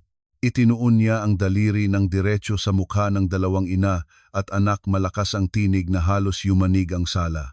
Kahiya-hiya, hindi pa nagkaroon ng ganoon kasama ang pamilyang ito. Nakaupo ako roon, matuwid ang likod, malamig ang mga kamay, ngunit sa unang pagkakataon sa aking buhay, hindi na kailangan pang yumuko ang aking ulo. Pagkatapos ng hampas ng mesa ni Tito Bong, walang nagdagdag pa ng salita sa silid. Hindi dahil wala nang masasabi, kundi dahil ang katotohanan ay naging napakamalinaw na, malinaw ng anumang pagtatanggol ay pagiging katawa-tawa. Ang mga tingin na dati ay may bahid ng paninisi sa akin ngayon ay lahat ay dahan-dahan na lumilihis. May ilan na yumukod, may ilan na lumingon sa ibang direksyon na parang nahihiya rin sila sa mabilis nilang paghatol kanina. Si Belen ay hindi na umiyak pa. Nandoon na lang siya, dalawang balikat na nakabagsak, hawak ang nadurog na tisyu. Ang babaeng dati ay nangungusap nang may boses na tulad ng kutsilyo, ngayon ay parang isang matandang babae na inubos ng lakas. Si Daniel naman nakatayo pa rin, walang makitang angkop na postura. Ang dating pagpapakamatuwid ay nawala. Ang dating pagpapakawalang pakialam sa material na bagay ay nawala. Naiwan na lang ang isang lalaking hindi na makapanatili ng kahit anong belo. Wala na akong binanggit. Umayos ako, lumingon kay Tito Bong at sa lahat ng nandoon yumuko ng kaunti bilang paggalang, at pagkatapos ay lumabas. Hindi dahil mataas ang aking kalooban, hindi dahil nais ko pang dagdag na paliwanag, kundi dahil alam ko kapag nabunyag na ng ganoon ang katotohanan, ang dagdag pang salita ay pagpapalit na lang. Ilang araw pagkatapos nag-file ako ng diborsyo, walang pag-aalangan, walang muling pag-iisip kung dapat pa bang subukan ulit. Pinirmahan ko iyon, nang may tibay na hindi ko inaasahan sa sarili ko. Marahil dahil lahat ng kailangang mapagdusahan ay napagdaanan ko na, lahat ng kailangang madurog ay nadurog na at walang naiwan pang mapagsisihan. Si Daniel ay sa simula ay sinubukang makausap ako ng sarili-sarili. Tumawag siya, nagpadala ng mensahe, nakita ko pa siyang nakatayo sa labi ng ospital ng isang hapon. Ngunit ngayon, lahat ay dumaan sa abogado. Walang direktang pag-uusap, nang harapin na ang mga papeles at katibayan, ang mga numerong nakalipat sa account ni Belen, ang mga dokumentong inihanda ni Daniel na akala niyang gagamitin para malimita ang aking mga karapatan. Wala na siyang paraan para paikutin ang usapan. Ang lahat ng kabaitan at mapagmataas na pananalita ay nawala. Naiwan lang ang katahimikan. Isang pagkakataon lamang na dumating si Belen sa ospital bago ako lumabas. Malapit na akong mapalabas noon. Nandoon siya sa labas ng pintuan ng kwarto, hindi agad pumasok tulad ng dating ugali niya, na natiling nakatayo sa labas ng matagal. Tumingin ko sa kanya sa pamamagitan ng salamin at napansin ko na may pagbabago. Payat na siya ng halata. Maraming puti ang buhok kaysa dati. Nakabaluktot pa rin ang likod. Nang pumasok siya sa wakas, nanatiling maraming hakbang ang layo mula sa aking higaan, hindi na lumapit ng malapit tulad noon. Ang kanyang boses ay paos na paos. Maria, ituring mo na itong pakiusap ng matanda sa iyo, huwag mong itulak si Daniel sa ganap na kawalan. Tiningnan ko siya. Wala na akong nararamdamang takot. Wala na rin akong galit na kumukulo. Isang pagod at isang kalayuan lamang. Naalala ko ang araw na naglalagnat ako ng 40 degrees, ang paghablot ng kumot, ang pagsigaw sa aking mukha, ang pag-akusa sa akin ng pagpapanggap habang halos hindi na ako makatayo. Naalala ko ang gabi sa hallway, ang malamig na usapan ni ina at anak, ang pagpaplanong itago ang kanilang gawa sa aking likod. Nagtanong ako ng mababa ngunit malinaw ang bawat salita. Noong hinablot ninyo ako sa higaan, naisip po ninyo na tao rin ako. Hindi siya makasagot. Bumagsak ang kanyang mga luha. Ngunit ngayon, walang sino man sa silid na tumingin sa kanya bilang awa. Ako man, hindi ko na siya nakikitang karapat-dapat kaawaan. Pakiramdam ko lang ay napakalayo na ng lahat para maibalik pa. Lumingon ako sa ibang direksyon. May mga salitang kahit sabihin mo o hindi ay walang na namang mababago. Ang proseso ng diborsyo ay naging mas mabilis kaysa inaasahan ko. Ang ari-ariang naiwan ng aking ama ay naitakda ng maayos, walang mapagtatalunan dahil ang lahat ng katibayan ay malinaw.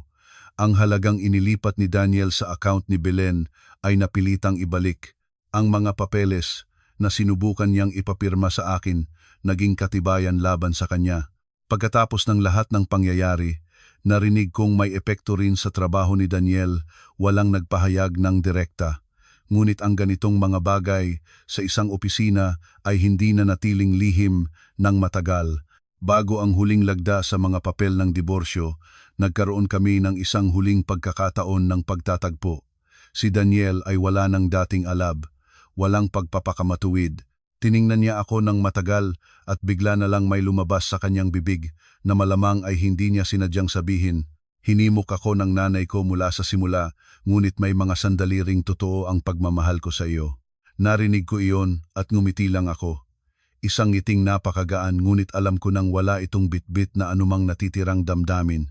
Sinabi ko, kung mahal mo ako, pinahintulutan mong maglalagnat ako ng 40 degrees at walang manggaling para tulungan.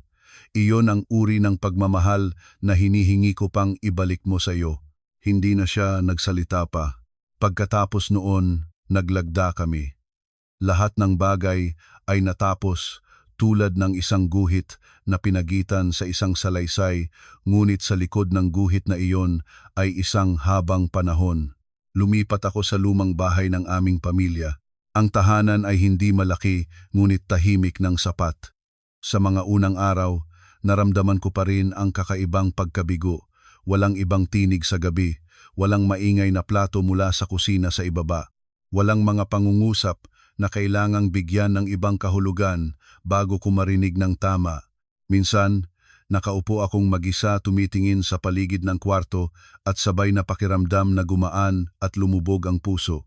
Ngunit habang dumadaan ang mga araw, natuklasan ko na ang katahimikang iyon, ang simpleng katahimikan na hindi kailangan pang bantayan ang bawat kilos mo pala, ay iyon ang bagay na matagal ko nang kulang.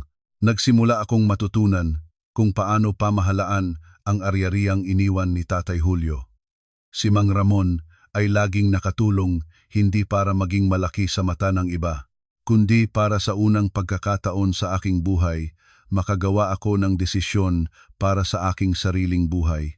Maraming buwan pagkatapos sa isang pagkakataon na nagdaraan ako sa isang maliit na karinderya sa kanto, biglang nakita ko si Belen. Nandoon siya nag-iisang nakaupo sa sulok na mesa. Nakatuon siya sa pagkain, dahan-dahan ang kumakain. Ang anyo ay naging mas maliit sa gitna ng maingay na lugar. Natigilan ako ng ilang segundo, pagkatapos ay nagpatuloy akong lumakad, hindi dahil may galit pa ako, kundi dahil naintindihan ko, may mga kwentong kapag natapos na hindi na kailangang muling buksan. Mayroon akong natutunan, mula sa lahat ng nangyari isang bagay na masakit ngunit totoo.